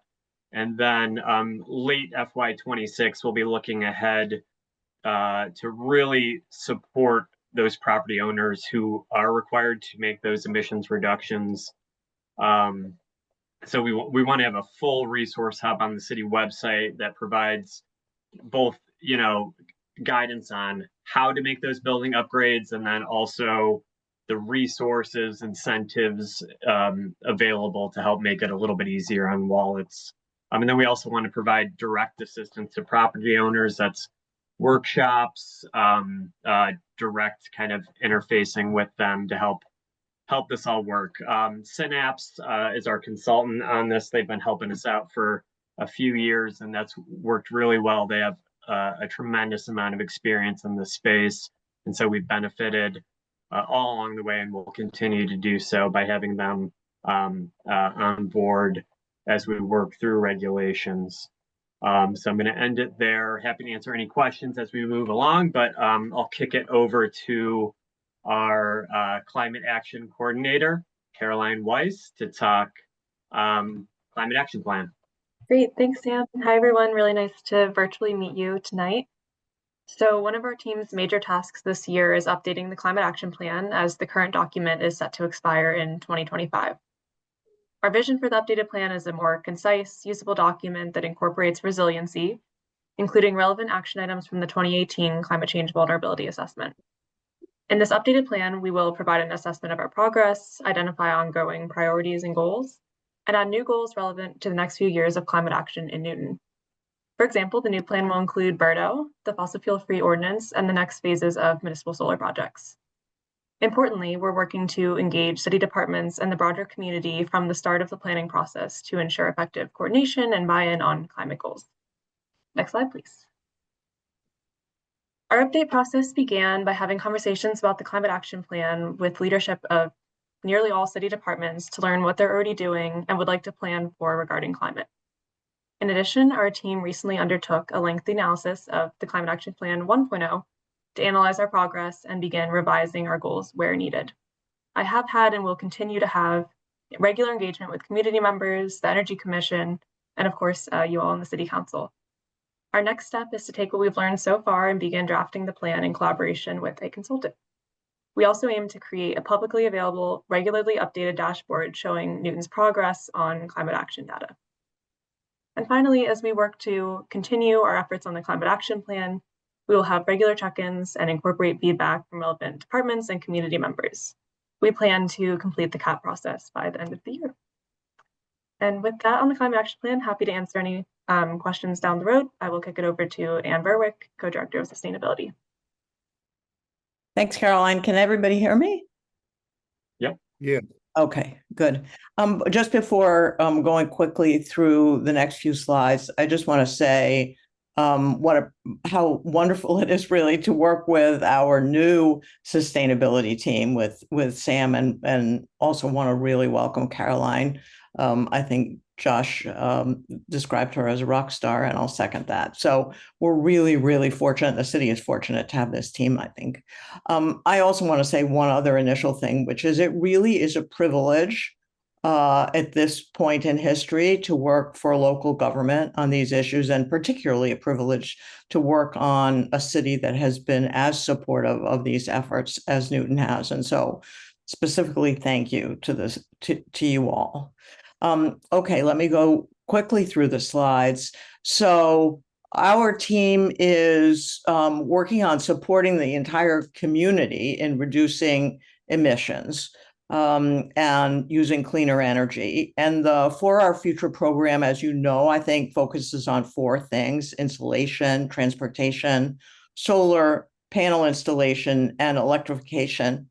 And with the electrification really most focused on heat pumps.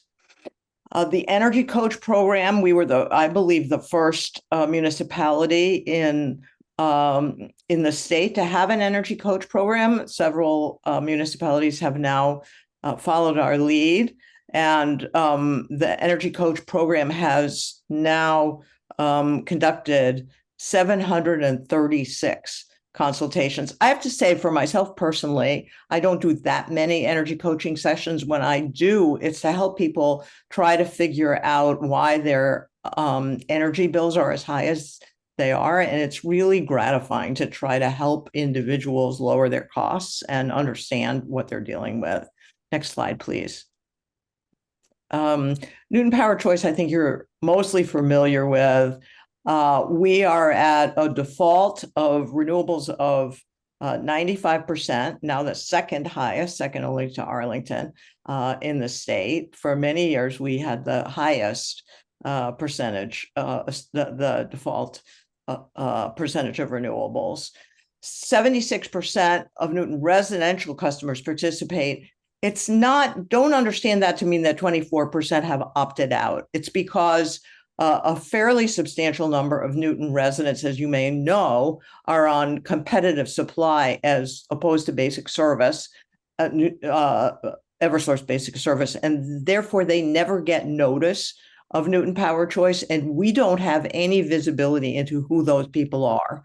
So most Newton residential customers who are on Eversource basic service, in fact, do participate in Newton Power Choice. 9% have opted up to 100% renewables. We're not really making a huge issue anymore of trying to get people to opt up to 100% since our default is 95%. Next slide, please. Building codes, I think you all know about this because these issues required city council action. So we are one of 10 communities enabled to participate in the state's fossil fuel-free building program by virtue of the ordinance that requires all new buildings and substantial renovations to be all electric.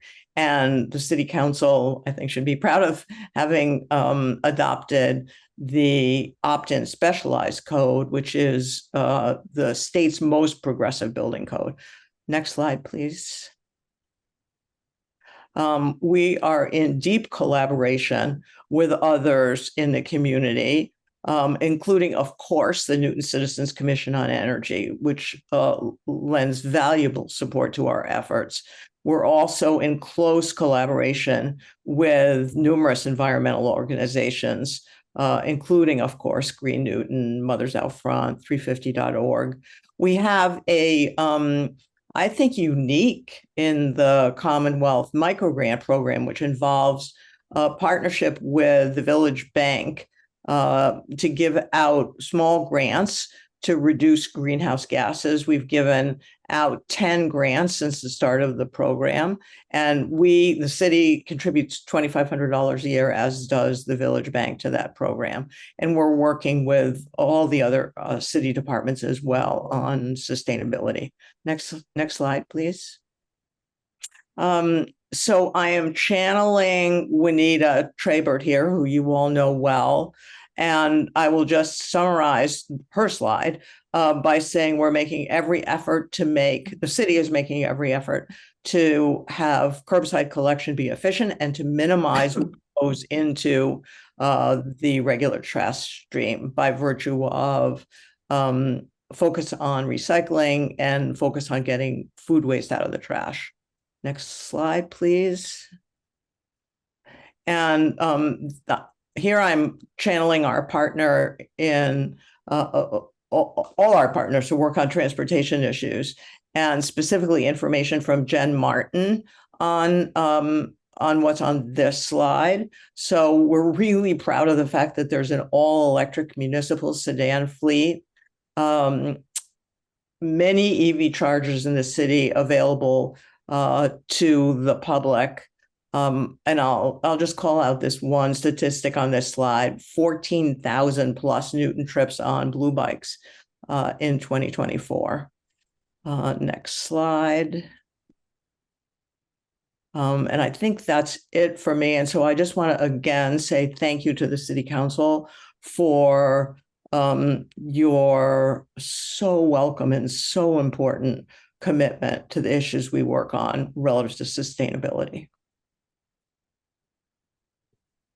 Yeah, here, and just want to touch base quickly on a couple exciting things on the infrastructure front. We are currently undergoing a major expansion of our solar portfolio. It's very exciting. What you're looking at here is the Williams roof, which was installed last year, but as I'm told, will be powering up any day now. So that will be delivering solar power to the building. Currently under construction are rooftop arrays over at Ainger and at Cabot. Those got started over April vacation. And then coming up next, we've got Mason Rice as soon as the school year ends. This summer, we're doing a new roof at Pierce. So as soon as that roof's done, we'll be putting solar panels on it. And then over Lincoln Elliott and the Cooper Center, as soon as those building projects are done, we'll be putting solar panels on those as well. And then we have solar canopies going in at the Ed Center parking lot over on the Craft Street side. And then the parking lot at kind of adjacent to Oak Hill and Brown at Wheeler Road in Meadowbrook.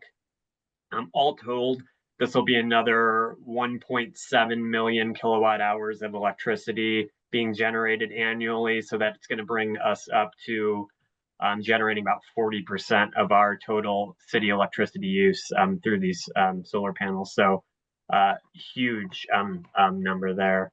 And just a few of these building decarbonization projects we've got going. We're just finishing up the heat pump installation over at the Newton Free Library. That project was supported with $500,000 of Green Communities grant money. Mention that just to say, because of that, which is a good thing, but we aren't eligible for Green Community Grant funding for another couple of years. So that's why there's not additional stuff in here about green communities. Over at Fire Station 2, which is the fire station Washington Street and Com Ave, we've got a phased heat pump project going on there. Basically, we're taking a third of the building a year and replacing the heating and cooling with that third with heat pumps. So doing it in phases helps keep fire operations going in the meantime, and we'll have a more comfortable building when we're done. And then kind of unique with ARPA funds, we were able to enter into this project with the Newton Housing Authority to do some good upgrades over at the Horace Mann apartment complex, which is kind of Watertown Street, just across from Albemarle, just across from NECP kind of. So one of the buildings there, we're installing heat pumps, and then another 4 buildings, we're doing some general energy efficiency improvements. So that was a great way that we could help support affordable housing, taking some of these capital projects off their books, yeah, showing some interesting things that can happen there. And then just to finish us up, I hope I could ask Commissioner Morse to hop back on and say a quick word. We've got a just incredible suite of building projects going on right now. Each of them on their own is incredibly impressive, but taking the package together, it really is kind of the cutting edge of what we as the city are doing to mitigate climate change. So we should be touting this. So Commissioner Morse, if you could finish us off. Absolutely. I'm gonna, oh, go ahead, Councilor. Before Commissioner, because I don't think I'm alone in saying that I've seen you know, we're very much aware of the projects and I appreciate it. But the docket item is about creating a new department. And could somebody, before I recognize Council Humphrey, could somebody please succinctly and quickly tell me what we hope to gain by creating a new department? Why do we have to create a new department when we basically have the same staff? We're going to hire Roberto, commissioner, or I'm not sure of the title, but just help us to understand the reason for the creation of a quote new department. Yeah, it's a great question, Councilor. And I think the best way to explain it, and I'm sorry if I wasn't clear earlier, sustainability is so much more broad than it once was. It touches every single department. What was once just promoting kind of concentrated sustainability efforts in the public buildings department, or possibly in the areas of conservation or trees, has now bridged so much further with Newton Power Choice, with multimodal transportation, with solid waste and recycling, with embodied and operating carbon, with the decisions that are made in our purchasing department, in our law department. It literally touches everything. And I think the advantage of having a standalone independent sustainability department is that each department tends to operate in their own world, and they're focused on doing their mission. Having a sustainability department that is looking at the broader picture and making sure that departments are communicating and collaborating together to ensure that we're moving our sustainability goals and objectives forward from a macro perspective, but then also at a micro level too, I think helps us move the needle straight across the board. And I could give you lots and lots of examples of where this holds true, but I'll just give you one that touches a lot of departments. You know, how do we approach anti-idling with city vehicles? It's not as simple as going to one department. You might think, well, you just go to DPW, right? Well, no. You're going to have to work with Newton Public Schools and their passenger vehicles, which touch multiple departments and divisions within Newton Public Schools. You're going to be working with Regina through the bus contract, Regina Moody. You're going to be working with Travis down at Fleet on Fleet vehicles. You're going to be working with all of the different DPW divisions with the contractors that they have and the heavy equipment that they operate and the equipment that they purchase and the technology that they use. And that's just one example of hundreds of examples of things that are all across the department or all across the city that interact with lots of different departments, that if you don't have somebody that their primary focus is to ensure that they're filling in those gaps and focusing on those areas and getting departments to communicate and collaborate and work together with one another, it makes it harder to move the needle forward. And I think as sustainability continues to become more and more broad, but more and more a part of all of our daily lives and all of the jobs that we do, it's important that we have a cohesive unit that's looking at that both in the present and the future and making sure that we're playing chess and not checkers. All right, I want to get other councils to see if they have questions, because we still have to review the executive department budget. So Council Humphrey and then Council Mickley.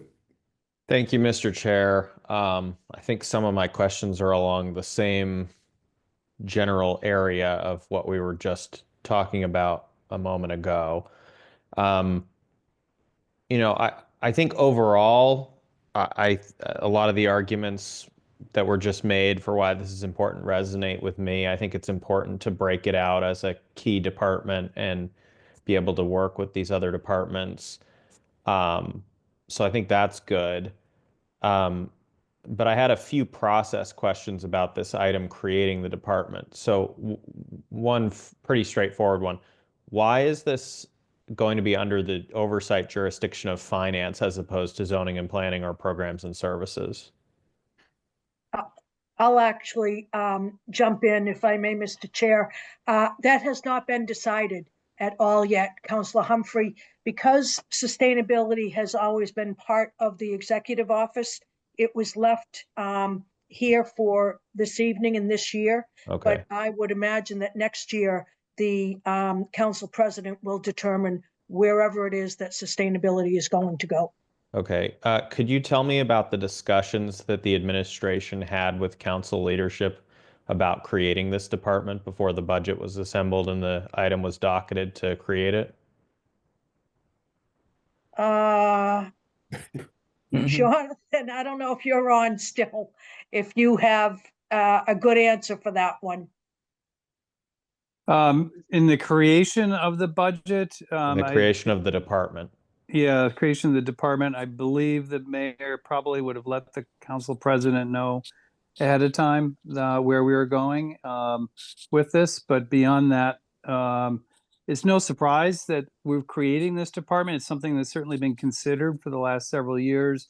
But with the creation of the Berto position and changes in leadership, this was the right time to do it and to consolidate and put these pieces together into one department. So yeah, is something we've been considering for a few years. This was the right time to do it. Well, I agree that it's not a surprise, except that it is a little bit of a surprise in that, to me at least, it felt like this was sort of sprang on us, to the point that I assumed there must have been some discussions I wasn't privy to that were happening with the council for creating this department. And in fact, most of the arguments that Commissioner Morse made about the importance of this department, I think were arguments that many of the councilors were making in support in past years of creating a department along these lines. Absolutely right. It does feel like those arguments were rejected in the past and now have been revived, which again, I think is good. I'm just slightly puzzled about the process here. One thing I was wondering is, why doesn't this department also emphasize in the name resilience in addition to sustainability? I'm assuming Councillor Mickley's probably planning to ask along similar lines. It was mentioned in a screen on Carolyn Weiss's presentation, but I wondered why it wasn't in the department name. Most of the conversation and resolutions that this council had last budget season with the mayor's administration were on that point specifically. Yeah, sustainability covers a wide range of things, and certainly resiliency does cover many different departments, including DPW, if you're talking about flooding in particular, but it's certainly something that will not be neglected by this department. And in fact, I think will help our climate resiliency efforts in the city. I see Ms. Berwick raised her hand to comment on this. Yes, thank you, Councillor Humphrey. I guess I would just add to that, you could well imagine adding a lot of other items to the name, right? Climate, energy. So rather than trying to name a lot and then be kind of at risk of saying, well, we left something out, we're using sustainability to kind of cover, if you will, the waterfront.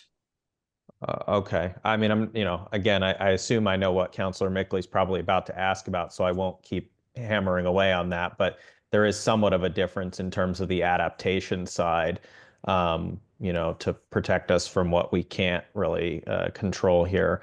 And again, I'm not trying to complain a lot about this, because I think overall it's a good thing that this department is being created. I'm just, I've been on the council for 6 years, and there's just this ongoing pattern of kind of throwing things at us that require our consent and approval without actually talking to us about what we think, or maybe making some input like, hey, what about putting resilience in the name before you docket this item, that kind of thing. The only other non-process question I had that was about the actual budget was, I saw the point on the final page about the natural gas contract, and I'm hoping this is maybe our last one. I don't know if that's realistic or not, but I'm certainly hoping that we're, wrapping up natural gas on the city side. What is left to do in terms of our current usage and so forth, so that we can wind that down permanently? Josh, do you want to talk about our decarbonization plan and how long it's going to take? So it's a great question, Councillor Humphrey. Just from a high level standpoint, we have 88 municipal buildings, over 3 million square feet. With what we have completed and in process right now, we are on track to decarbonize approximately 16% of our total building square footage over the course, and that will be within the next 2 years. So that's including like Countryside, Franklin, Horace Mann. We have a few different documents. We have a municipal building electrification plan for how we would approach decarbonization of our school and municipal buildings. And then we have a plan for how we would try to tackle this by 2050. The truth is, it's going to require some significant capital investments to be able to completely decarbonize by 2050. It will require the pace that we're currently operating at to continue without any stops right through that period. So, we have a pathway to get there, but we're going to need sustained funding to make it happen. So we're not at a place where we're ready to come completely off of natural gas today, but we have a plan to get from point A to point B. All right, thank you.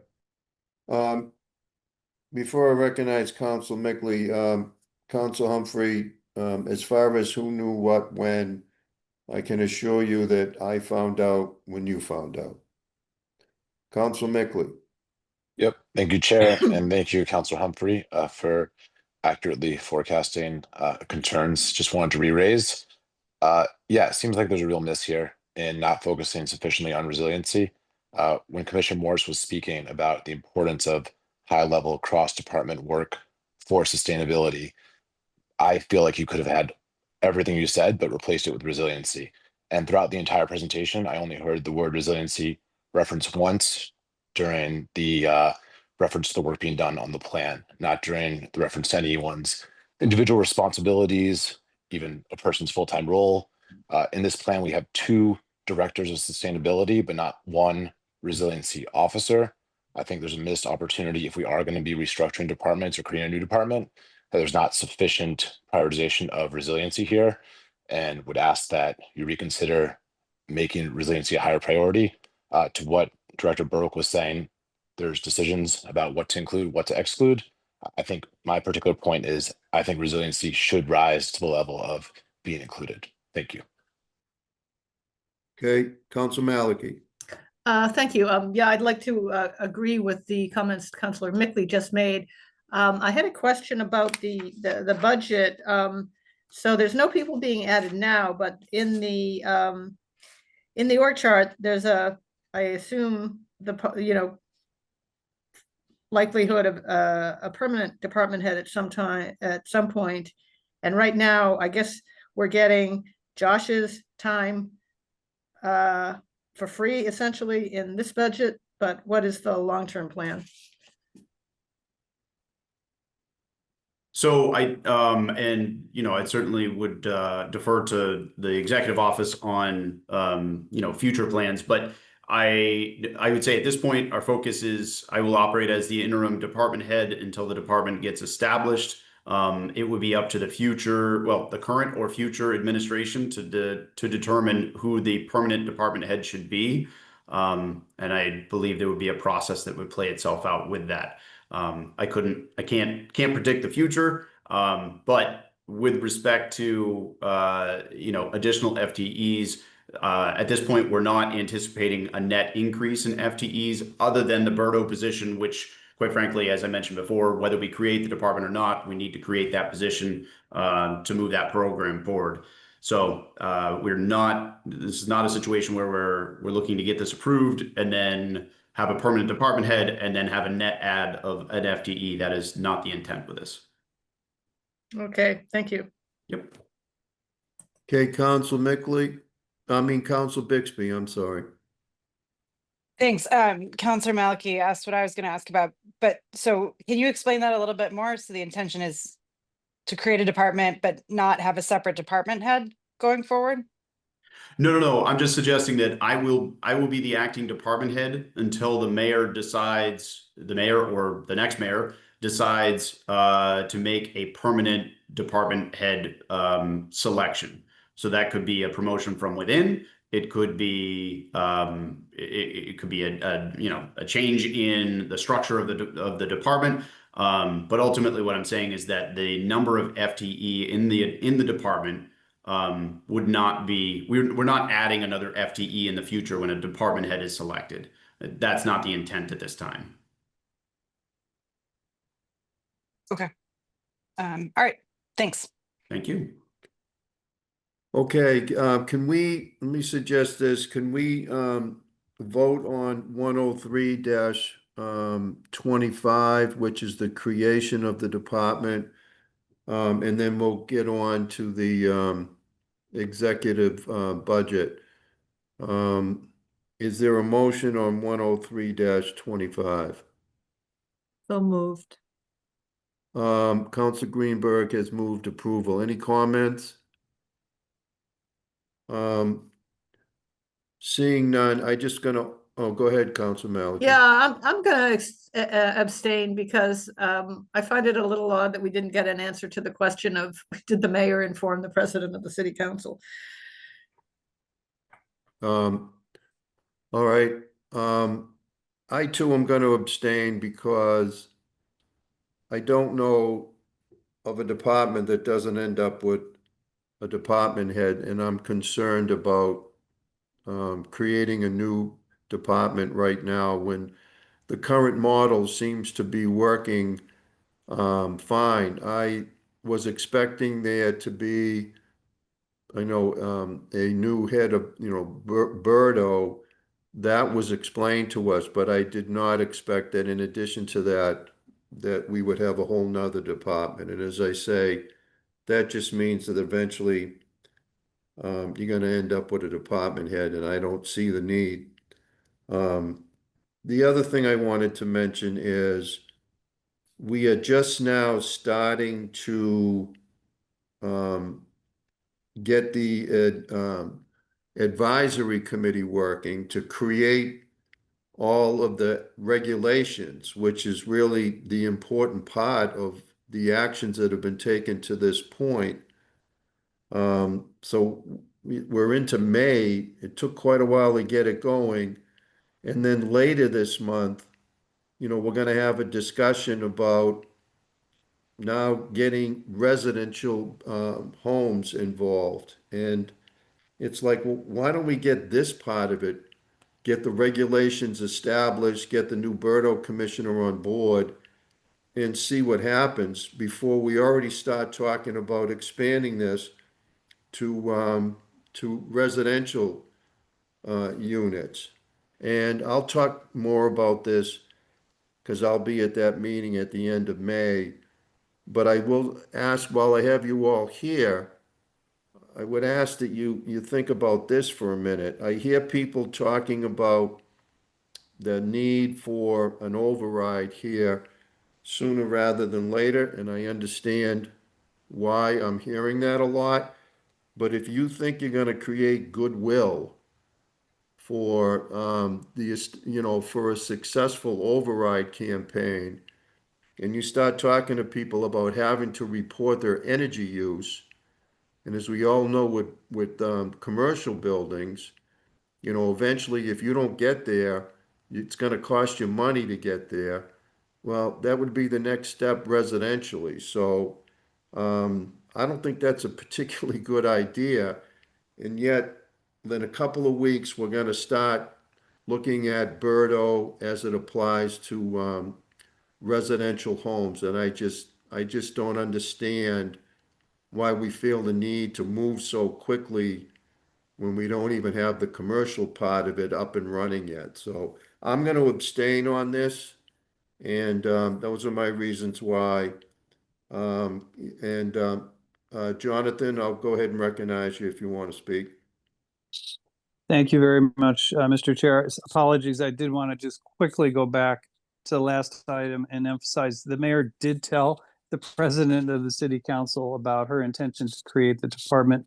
I will also agree with you, Mr. Chair.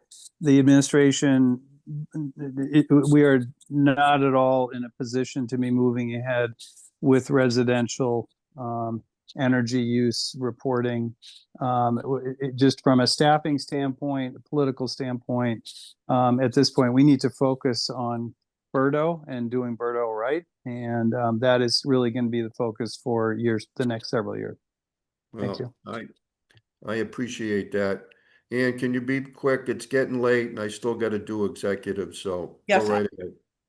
Thank you, Counselor. I'm just seconding what Jonathan just said. The proposal to have individual homes do, as you say, a kind of version of Birdo is not something that we're supporting. Okay. So I can't blame you that we're having this meeting? Can't blame, you can't, for that particular piece, you cannot blame us. Okay. All right, thanks. All right, so there's a motion to approve docket item 103-25. All those in favor, please say aye. Aye. All right. All right, I think I saw two. Are there any opposed? Abstentions? I'll abstain. I'm I'll abstain. abstaining. Becky, you abstaining? Yes. David, Yep, abstaining. Rick? Yeah, my hands up. I probably should have used a show, asked for a show of hands. All right, so I believe there's 2 in favor, with no one opposed and 6 abstentions. Okay, I think I have that right. All right. All right, last item then, if we, is the, well, let me think though. We do have the budget. So, as, Jonathan and others and, Josh pointed out, there is no, other than the Berto Commission of which we were expecting, there really aren't any increases, as far as staffing goes. So, can I get a motion on the sustainability budget, which is proposed by the mayor's office at $521,267? Again, straw vote. So moved. Okay, it's moved. Any discussion? All those in favor, please say aye. Aye. Are there any opposed? Abstentions? I'm going to abstain for right now. Becky, you're abstaining? Yes. 2 abstentions. So 6 in favor, no one's in opposition, and 2 abstentions. All right, executive, Maureen, are you presenting? Thank you, Mr. Chair. Yes, I am. And I'm hoping that you can give me the latitude of having Hattie Kerwin-Derrick, our Director of Community Engagement and Inclusion, to speak for 3 minutes to talk about where we are with inclusion and engagement, equities, all of those types of things. Okay. Hi, good evening. So you do have my report. The big highlight was we've been working with a consultant around areas of inclusion across the city departments. You can read, so I'm not going to go through everything. We've been really focusing with our human resources and procurement recently, and with procurement looking at how the vendors we get, making sure we're getting varied vendors. With human resources, the same with our employees that we're getting. We also, we also did the city seal.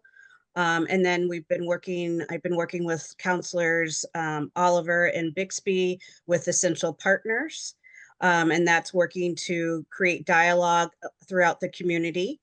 And then the final one is a section of ongoing things. We work on interpretation and translation, both verbal interpretation, where someone comes to the clerk's office, and I use this as an example because it happened last week with Cassidy had a couple come in and needed to do some forms, so she worked with our language line. We also work to get some forms translated for residents and visitors who may come into the city in our various departments. I think I'm under my time limit. You did great.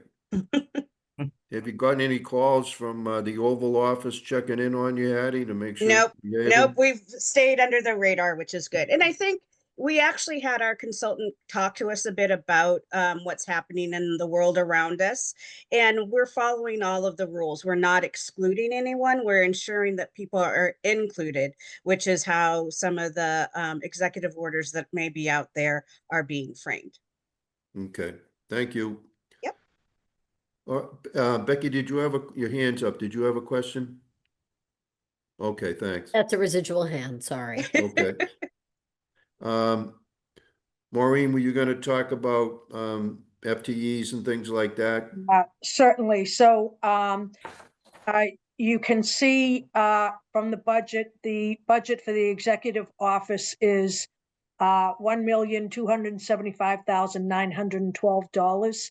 That is about just under a $186,000 reduction. And so again, this all has to do with moving people to the Sustainability Department. And Berwick's salary has been carried in the Executive Department before. Our energy coach, and I'm not quite sure, Climate Action Coordinator, I think is Caroline's title at this point. Her salary was in the Executive Office. We also moved the climate consulting money, which was $37,500, and $2,500 for the micro grant that we do with Village Bank. The other thing that we did, as Hattie mentioned, translation services, is something that we have been, that we were proud to introduce and to carry as a line item in the Executive Office. However, it has not cost us anywhere near the amount of money that we initially put in the budget. And so we reduced that line item by $20,000. And otherwise, we have the same number of people, except for anyone who has been moved out because of the formation of the Sustainability Department.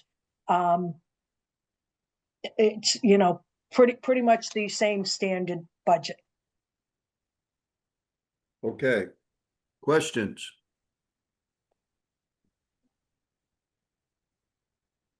Okay, seeing none, can I get a motion? The mayor's recommended budget for the executive department, as Maureen stated, is $1,275,912. Can I get a motion to approve? I'll move it. Okay, so motion's been made by the chair. Any other comments, questions? Seeing none, again, straw vote. All those in favor, please say aye. Aye. Aye. Opposed? Abstentions? I see one abstention. Okay, so the motion passes 7-0 to 1 with Council Grossman abstaining. That is all that we have for the evening. I want to thank everyone for having a full committee here tonight, and for your attention to detail and hanging in there for a pretty extensive meeting. So thank you very much, and you can get home probably in time for the fourth quarter for those of you that are basketball fans. All right, take care and have a good evening. Thanks. Thanks.